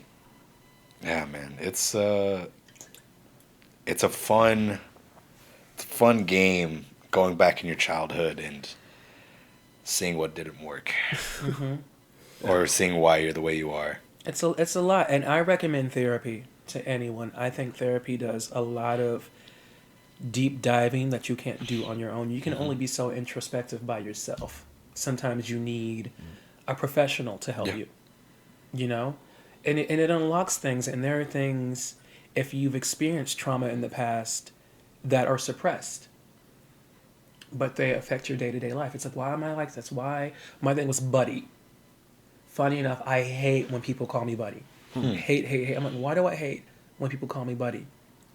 Because it was my mom's second husband that would always call me buddy. And he was just was not, there's a reason why she's not with him. But I hate when people call me buddy. Like, don't call me buddy. And now I know why. But I couldn't put my finger on it. I'm like, who called me buddy in the past? And that was something I suppressed. Yeah. It's a journey. It's really a journey. And like I said, the realization I came to on Saturday. Friday. What's today? Yeah, Sunday. Friday. Yeah. On Friday. Just everybody's doing their best, man. Especially now. Like wholeheartedly. World. Wholeheartedly, like I understood. Like I could just like thought about that thought. And just like, no, everybody's doing their best, man. Nobody wants to be a loser. Nobody wants to be a failure. Nobody wants to do this, that, and whatever. And the people that are losers, more than likely, they just didn't get taught how to be successful. Right. And that's not their fault. And and there are so many caveats to that. It's like people sometimes are down on their luck. Sometimes things happen in life. Sometimes, there's so many ways to approach it. It's just to be mindful of everyone else's journey. Like you said, everyone's going through something. Everyone's trying. Someone's trying to make it out of something. Yeah. Someone just made it out of something. Right. It's a lot. For me, it's like the homelessness in Austin. Stressful, dude. Well, for me, it's like the classism of that city just turns my stomach. Because it's, I think it's Prop B that people are voting yes or no on to determine whether camping is illegal in Austin. But my thing is, where is the system of equity to take care of our people that are experiencing homelessness? Like, where are all those people going to go? Like, Well, they try. I get why you don't want that. Mm-hmm. But then, what is the solution? Making homelessness illegal is not going to fix anything. And for me, like, they're literally being like, you can't camp. I was like, well, where are these people going to go? Because with a city like Austin that cannot handle this population boom infrastructure-wise, that is becoming more impossible to live in, there are millions of people that are only a paycheck away from experiencing homelessness. Yep. You know, not everyone works in tech. Not everyone works in PR, and medicine and law. You know, working class people are struggling in Austin, Texas. Yep. And more often than not, they're already priced out of the housing market. That's another thing. Real estate. People work in real estate too. They're priced out of the housing market because you have people that are coming in, like this influx of people that could buy $200,000 over the budget of the home just to buy it. Not everyone can do that. And, you know, these apartments are going up every year. There are so many people that are on the brink of experiencing homelessness, and now we're going to make it illegal. Yeah. It's a rough go. But it's for me, they call it NIMBY, not in my backyard. Oh. Is what a lot of what I'm realizing in Austin. It's like these beautification projects, aka gentrification. Yeah. And it's like Nah, baby, it's beautification. beautification. But I'm like, there's a specific consumer and there's a specific class that Yeah. that Austin is trying to make attractive to people to come in. You know, with a lot of these tech corporations, and they are pushing out a lot of people that are on the brink of this homelessness, that are like working 2-3 jobs just to survive, just to appeal to that consumer or that investor. And it's like, it's rough. I'm getting out in a good time. I think you're getting out just in time. I don't see it getting better. I don't either, because I don't necessarily see any systems of equity to help people that don't have that financial threshold Yeah. for Austin to be comfortable. And it's been very interesting being still a working class person in a lot of my social circles and hearing them discuss Prop B. Because I'm working class for now, but I'm a software engineer. I'm going into a 6-figure. Yeah. Yeah, again, career you were field. lucky enough to Yeah. see the need to flip, and you flipped. Yeah. And you're getting in at a good time. But unfortunately, I had to assimilate to this because my 4 years in Austin, I didn't tell people that I was an artist. Yeah. I should never have been embarrassed to tell people that I was an artist, but I was. You know, I parked my car in the back because I didn't want anyone to see that I wasn't driving anything that wasn't European. Yeah. But Driving that hoopty. Yeah, that's how it Yeah. was. But it's like people, how to word this? Their perspective, like I said, once again, is based off of their socioeconomic standing, but also their social groups are based off of that. So, you know, it's very easy to say Austin is great when you have a 6-figure salary, and as do all of your friends, and you're working Monday through Friday off at 3, you can go to the bars, Yeah. you can go paddleboard on the lake, but paddleboards are like $300. Yeah. And while y'all are at like, that's expensive, like that's an investment. That Yeah. is someone's car note. That is part of someone's Right. rent. That Yeah. was our rent. That for was a our month. rent. It's crazy. That was our rent in San Marcos. Right. But it's like y'all go to these bars for fun, but someone has to work at these bars Yeah. to make ends meet. So I, more often than not, am the only working class person in any social circle that I interact with in Austin. Sometimes I'm the only black person. And I'm like, I listen to them discuss Prop B casually, like, oh, so how do you feel about it? Like, it's a talking point. I'm like, this is someone's reality. Yeah. And you're just like, oh, so, you know, what our You're little voting on mixed drink- somebody's life. Yeah. Yeah. So how are you going to vote? Like, how do you feel? You know, they have their Bellini. And I'm like, do y'all not understand that this is so akin to classism? Right. Yeah. Where you can comfortably discuss this? Like, this is a problem. And I'm like, sometimes it feels like a slap in the face because I'm like, I've been on the brink of, you know, home insecurity. Yeah. You know, my landlord just decided to up and sell the house I was living in because his wife had lost the job. Damn. Then I had to scramble to find somewhere to live, and, you know, cars break down, and what do you do?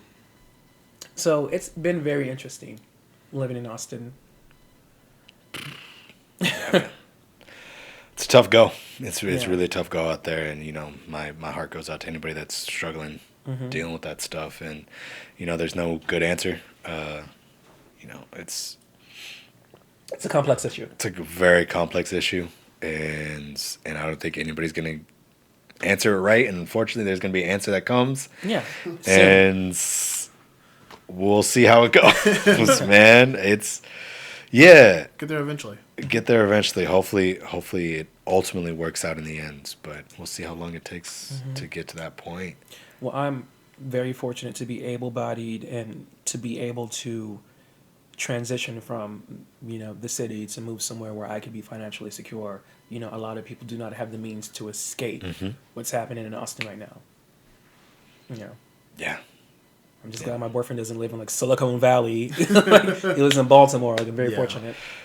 A little bit easier, a little bit lighter. Oh my God, excuse me. That being said, one thing that you and I both love is food. Oh my gosh. One thing I think that everybody in this room loves I ain't is been food. missing no meals. Food is good. Good golly, I love food. And this is the question I have for you is how did you give up steak and chicken? And fish for a while. You were full vegan, right? Vegetarian. Full on vegetarian. I couldn't give up meat. I couldn't give up cheese and eggs. It was. I noticed I was eating less and less of it. Like, okay. When I started to kind of like make more home cooked meals, I was like, okay, red meat sits very heavy. Yep. And then, when I was doing musical theater in college, we watched a lot of documentaries on nutrition classes about like how meat processes in your body. They kind of push you to have what they called the Broadway diet, the Broadway body. So I was already kind of like not eating that much red meat. And then when I wanted to get healthier, I was eating just like baked chicken. Like I'd stopped eating the fried chicken, stop going to the 2-piece Tuesday at Popeyes. But it was a gradual shift. And I think eventually I started to find meat substitutions like Gardein, Beyond Meat, Impossible Meat. There's one called Corn now. That's not good. I got to tell you, baby. I heard corn is not good. All those are bullshit. All of them? All of them bullshit. Oh, it's just pressed oils. Love that for me. Yeah. Doing great. I'm like, why can't I lose any weight? There is legitimacy in vegan diets. The cauliflower, shout out cauliflower. Who knew that was just this monster? Yeah, this monster vegetable that can be literally a substitute for anything. Yeah. But yeah, all those Beyond Meats, Impossible Meats, it's all bullshit. Yeah. Don't eat those. Don't put that in your body. And I was doing like a transition. I was like, well, I have to wane myself. I'm gonna do this, and now I'm more like, I know tofu's not the greatest either, but I do tofu. Like I'll do like marinated tofu. I really love to marinate it and then take some flavors. That's good. The bad thing about tofu, estrogen. Tofu is the estrogen and the negative side effects of the monocropping, and this is this argument never happens when I'm in a well-adjusted state of mind. Yeah. When I argue with the vegetarian about well, hell, I'm pescatarian now. So what's the farming called? Monsanto? There's monocrop agriculture, and then what's the thing for meat? The factory farming. Factory farming. Right. Seldom does anybody just be like, yeah, no, factory farm's cool. I'm fine with it. Nobody's okay with factory farming. It's bullshit. But then it's also like, much like with fuel and fossil fuels, we've gone too deep and it's really hard to backpedal now. But there is clear and healthy alternatives to factory farming that will have longevity for both meat eaters as well as the animals that we are eating. But the thing that vegetarians never talk about is the monocropping and the impacts that it has on the earth. Oh, absolutely. Because everybody thinks that like, oh no, like being a vegetarian is better for the earth. It's like, yeah, it's not as bad. It's not as depending on what chart you're looking at, because it's like, well, cows is bad for methane. It's like, bro, like only like 2% of methane is produced by factory farming. Okay. It's not like if we stop factory farming, there's still a substantial amount of methane. If cows blowing ass. Well, that's what I'm saying. Like the from cows blowing ass is like if we just stop factory farming, there's still like 97% methane, like just being produced. Like it's not like the factory farming isn't the issue for the methane. It's other things. It's factories in general and blah blah blah. But monocrop farming, they're adding so much stuff to the soil because the soil can't produce it on themselves, and like your vegetables shouldn't have a label that says omega-3 in it. Like that's what's supposed to be there. Like it shouldn't be added omega-3s, omega-6, omega-12s into it. It's like if it's a healthy vegetable It should be farming, naturally occurring. it'll be natural recurring. The fact that there's something like 60 harvests left, apparently, which is super cool. And then like the we just can't grow plants anymore, apparently. There's a lot going on. Yeah, There's a lot going on. 60 harvest. That's 60 years. So but, like, not looking good for our kids. And then they're just like, I'm a vegetarian because I don't want to harm animals. Cool. So insects, ground nesting birds, squirrels. Those aren't animals. We're talking about those. We're talking about. You know, Look over there. Yeah. That's like everybody's playing the game of I'm better than you because I do this. It's like, you know, in your case, it was mostly out of your diet. Yeah. It's just like, It doesn't make it makes sense to just, you know, I'm not you're saving some money on it. But like people are like trying to take the moral high ground as far as being a vegetarian vegan. It's like you're not that much better. There's a than me. lot of elitism in veganism. Oh, it's great. I love it. There's a lot of elitism. And that's So am I full of shit? yes, there's not 60, maybe 1,000. 1,000 years? Yeah. Woo! Okay. I was like, We're good. damn, we gotta get ready for Mars tomorrow. Either way, I feel like there shouldn't be an end date. Yes. I feel like that's bad. Yeah, and you know, there's a lot of things like a need for food and all kinds of substantial farming needs and population boom. There's so many things that equate to a lot of what's going on with that as well. And it's like you said, like for some people, like that burger is just what they can afford. Yeah. It's Yeah, people that's live a in big part of food it. deserts. That's People a don't big always, part of it, bro. like veganism is expensive. Hell yeah. Not it's everyone expensive. is fortunate enough to buy meat substitutes and non-GMO food products. Right. And just you know, like even Or access to those. access to it and knowledge of it and ability to subsidize with vitamins or nutrients or knowing that you're going to get everything that you need from this thing that's not just a bowl of rice and beans. Yeah. Right. Yes, and then, there's absolutely a lot of classism tied to it. A lot of people, well, we should all be blah, blah, blah, blah, blah.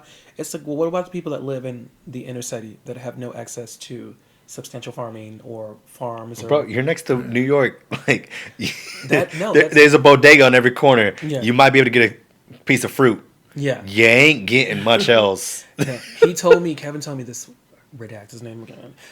My spouse told me this wild story of like his grandmother eating really raw meat. And I was like, what? Ew. Well, she grew up in the era of like the meat packing industry before it had, like any kind of regulation or policy. So like they would have to boil their meat to eat it. Isn't that crazy? Wow. Like I grew up in this area where it's like cattle and land and things are from farm to table. So it's like I'm used to like fresh ground beef or my grandpa venison, from the deer he had. But she grew up in the era where it was like hot dogs were made of the scraps that were at the bottom of the meat packing plant. From a container that was like driven from Texas. And or they would just something. so now she eats meat damn near raw. Damn. Which was crazy to me. It's like not everyone has access to the same nutrients and the same levels of food. So I think it's rude to assume that everyone can just snap their fingers and be vegetarian vegan. or pescatarian. I'm pescatarian now because Yeah. I'm on the East Coast and the fish is great and it's fresh. Yeah. And also the thing that a lot of vegetarians and vegans don't talk about is the bioavailability of the food that you're eating. Like, can you look up what does broccoli have? Like, what's broccoli's like main like? Is it iron? I know it's iron. I think rich. iron. Yeah, yeah. So, how much iron is in broccoli?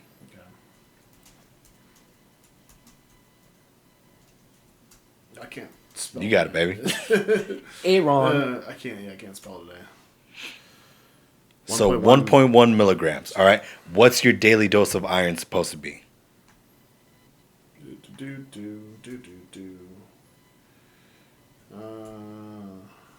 DV of iron.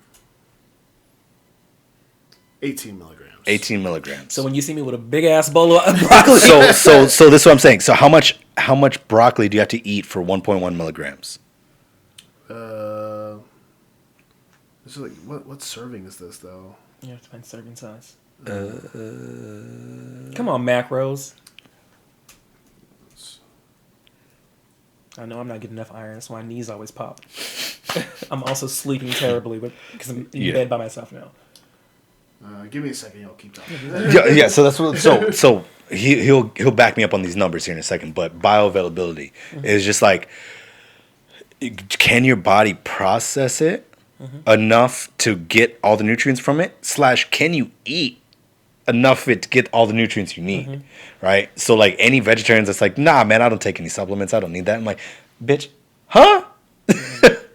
I had a protein shake. I had like a vitamin pack. Like Exactly. Like you need that stuff to make up for it because like vitamin C, you can take a tab of vitamin C that's 1,000 milligrams, or you could eat a bag of oranges could you imagine eating an entire bag of oranges? every day. Or 16 cups of broccoli. 16 cups of broccoli to get your daily. Cups of raw broccoli. That's what I'm saying when I say bioavailability. It's just like there is not, and that's why the argument for eating meat is like you can get those nutrients in this, like, you know, how much iron is in a 6-ounce steak. Have you seen that image of Squidward after he's had way too many Krabby Patties and he's just thick as shit? Literally. That's what I was thinking of, like with the broccoli. Like my Literally. hips would be a mile wide. But yeah, like when I took meat, when I took red meat and poultry out of my diet, I had to be very conscious of my macros. You have to, I'm man. very conscious of it. So 4.1 milligrams. All right. Yeah. See, and I miss the supplements as it is. I tell this dude every day they need to take some goddamn vitamins, and he doesn't believe me. I'm very frustrated with him. But you know what I'm saying? So either you can eat 16 cups of broccoli, or you eat how many did you need? 24 ounces of steak. 24 ounces of steak? A pound of steak? That's a lot. That's a lot. Yeah, I'm thinking like That's meat a lot. sweats already. I'm like, ooh, That's heavy, a lot. But heavy. compared to 16 cups of broccoli, you know what I'm saying? That's a lot. Like that's a lot, and that's the argument that people on the elitism side of veganism and vegetarianism, it's just like not acknowledging like They take supplements. you either need to take supplements or you need to be eating an ungodly amount of food every day to be healthy. So there's my horse. No, I feel like no, and I get that, and I like that perspective because I went into it very different, but I am aware of the elitism, the dietary elitism of vegetarianism and veganism. Yep. Like, well, I'm doing this for the planet. Like I've heard that before, and I'm just like, well, I just wasn't really eating it. So, I was eating it. Steak's kind of expensive. It's kind of cool to find alternatives for things. Yeah. And don't get me wrong, I'll throw down on a vegan restaurant. My sister's mad vegan, but she supplements and she takes care of herself, and her kids are partially vegan. Just kind of depends on who feeds them. Yeah. Is what their meal is going to be, but they take the supplements that they need to stay healthy and take care of themselves and blah blah blah and all that. Yeah, So. I need to get a multivitamin or something while I'm down here. And I need to get a stack. No, you don't. Just go to Redcon 1. Pull up Redcon 1. Oh! We got a plug. Sponsored by Redcon One. Come on. And I believe it's there. You can either get the daily greens, which I'm doing, which I think Okay. is $30 for a tub, light work. And if you use promo code T20 Marcus B, you get 20% off. Send me this. But yeah, so go to supplements, and let's go. All supplements.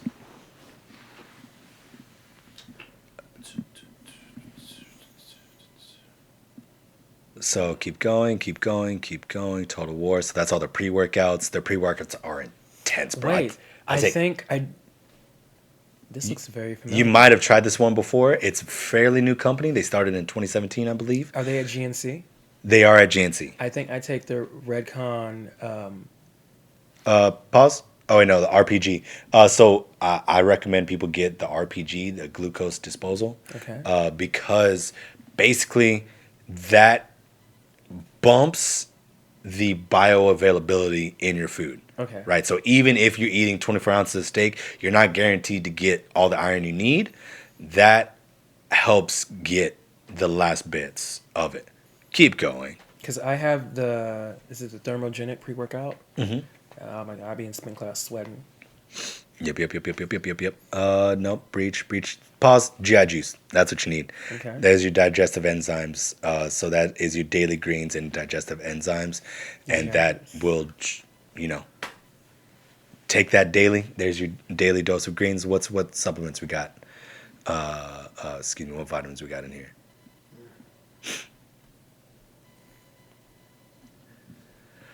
So it's got 7 grams of carbs, 2 grams of fiber, 5 grams of sugar. So virtually no sugar. The green blend is blueberries, raspberries, mulberry. So it covers all the sweetness. I don't even know what that stuff is. You got your monk fruit, add sweet broccoli powder, carrot powder, purple sweet potato powder, kelp. I don't know what that word is. But you got your beta alanines, all these vitamins, well over the daily dose of what you need for each thing. So I recommend that, and then go back to the other one. It's often sold out. That's the only downside. But your the joint supports also is nice, but the med kit. There's your vitamins. Okay. $60 for what is it? Whole kit. Nah, it's just like, so it's a military company, Okay. founded by dudes in the military, and they support the military as well. So like a lot of this, they have a foundation that helps with things like homelessness and making sure that they get taken care of and blah blah blah. But vitamin C, vitamin D3, vitamin E, the theanine, riboflavin, niacin, vitamin B6, vitamin B12, potassium, fish oils. 2,083%. Yeah, exactly. Like you You're are getting more than straight. enough. You are straight on what you need, right? And it's such a good product, and unfortunately, that's why it's also sold out. But it's five tablets. You take 5 pills every day. Light work. Covers all the vitamins that you need, man. So those are 2 things. If you're just getting just I'm gonna need general health, for get the sure. med kit and the daily greens. It's $120 for 2 months. Easy, man. Again, that is talking from a point of privilege, being able to say like $120 easy. But like, if you think about it, like if you portion it out, what's 120 divided by 60? That's $2 a day. Mm-hmm. That's like I get my $5 smoothie from Yeah. my smoothie Exactly. joint. So I didn't want to talk about the health thing. I just But keep hey, talking it was a about great it. But segue though. It was a great segue. I wanted to just talk about food in general, You and got I it. also want to get you out of here because it's 6:15. Oh goodness gracious! Time flies when you were having fun and getting conversational. As it goes, I've got a couple simple questions for you. Sure. Let's go a speed round. You're on death row. What's your last meal? flash fried Brussels sprouts, mac and cheese. I'm going carb heavy. Okay. Rosemary mashed potatoes. Ooh. And a blackened salmon. That's a good meal. That is a good meal. Drink? I really like that pear Bellini from yesterday. That was really good. That was tasty, dude. Mm-hmm. It looked really, really good. That sounds good. Dessert? Not tiramisu. I don't know. That's where my mind went. Dessert. Dang. It feels like that's what the dessert would be, matched with that meal that you got. Yeah, so I that's what it understand. pairs. But yeah, no, I don't know tiramisu. I don't know if that's what you want your last dessert to be. So mine is going to be. Okay. Favorite thing to cook? I love making biscuits now. I finally figured it out. Huh. I need you to tell me how to make biscuits Finally figured it out. Finally. because I need to figure out them biscuits because they look good as hell. Thank you. I'll put that under favorite thing to bake. Mm-hmm. What's your favorite thing to cook? I like mashed potatoes. I really do. Simple. And it's, What potato do you use? Idaho. Okay. Russet. To each their own. Yeah. You know, if you can make a really- good mashed potato out of Idaho, Mm-hmm. more power to you. I like being a little bit easier. I go with Golds. Yukon Gold. Oh, that's it. Or was that an apple? Yeah, no, you're right. Yukon Gold. It's just a little less starchy, so like you don't have to boil it as long. You don't have to prepare it as long. But I get you. Okay. Favorite restaurant? There's a restaurant called McCormick and Schmick's. Or Schmucks. McCormick and Schmick's. Because that's where we went on our first date. Oh, that's the printed. Mm-hmm. Damn, that's a power move. I need to figure out how to do that. I need to talk to your mans. See. Foodie City, come through. No, for real, I'm gonna come because my family's up in Virginia. Oh, it's a hop and a skip. Hop in a skip. Mm-hmm. Go get some good ass food. Okay. Last one before we get you out of here. All right, everybody's favorite. Yeah. Now you know you're familiar. You grew up in Texas. You're familiar with the trifecta, the Taco Bell, KFC, Pizza Hut restaurants. Mm-hmm. Okay. Now I want you to imagine you're going into that, but it's not just those three. It's every fast food joint you've ever been to, you've ever thought of, you've ever known, all in the same spot. Oh, this is torture. You can mix and match however your heart desires. What meal are you getting? Well, if, my body doesn't care about any of my Doesn't care. choices. Yeah, So- no, so- this is a. This is the calories don't count. You're on vacation. You're not going to feel like a piece of human garbage afterwards. You'll feel the most refreshed you ever did. I am going to get fries from McDonald's Okay. as a side.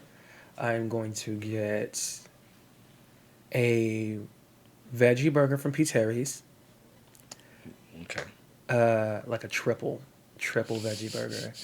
I'm also going to get the Doritos taco from Taco Bell, The Cool Ranch or Nacho? nacho, Just one? 12. Get the full box. I'm going to get the whole damn box. Okay.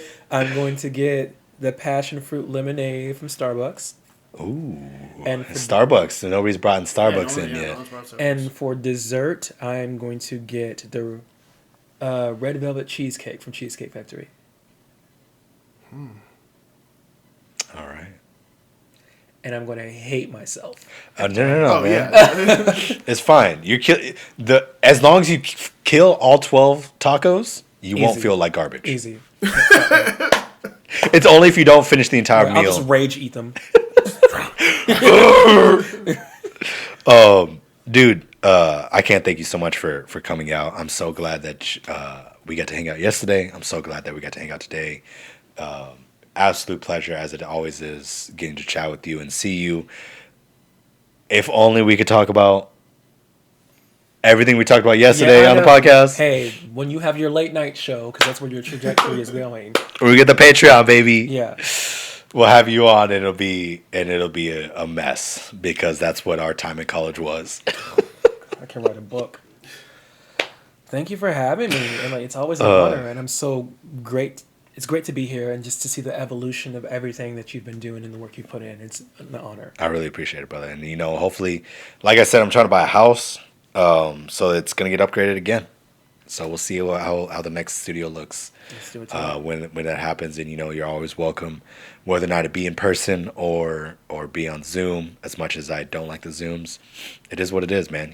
I ain't got enough money to fly you out from Baltimore to come on this show. I understand. At least not yet. Yeah. But thank you so much, Evan. Thank you as always, brother.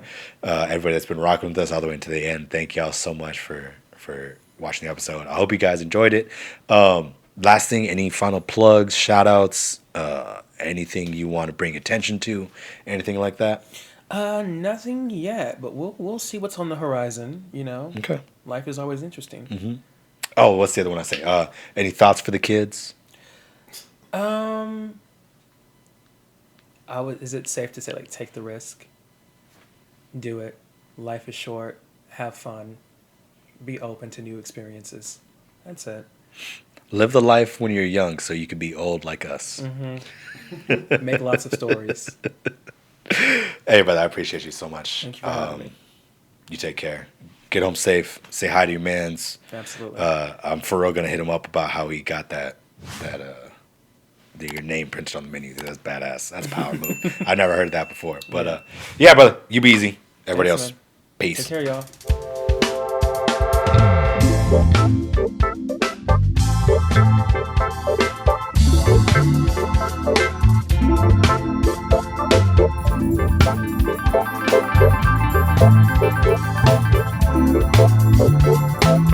Thank you.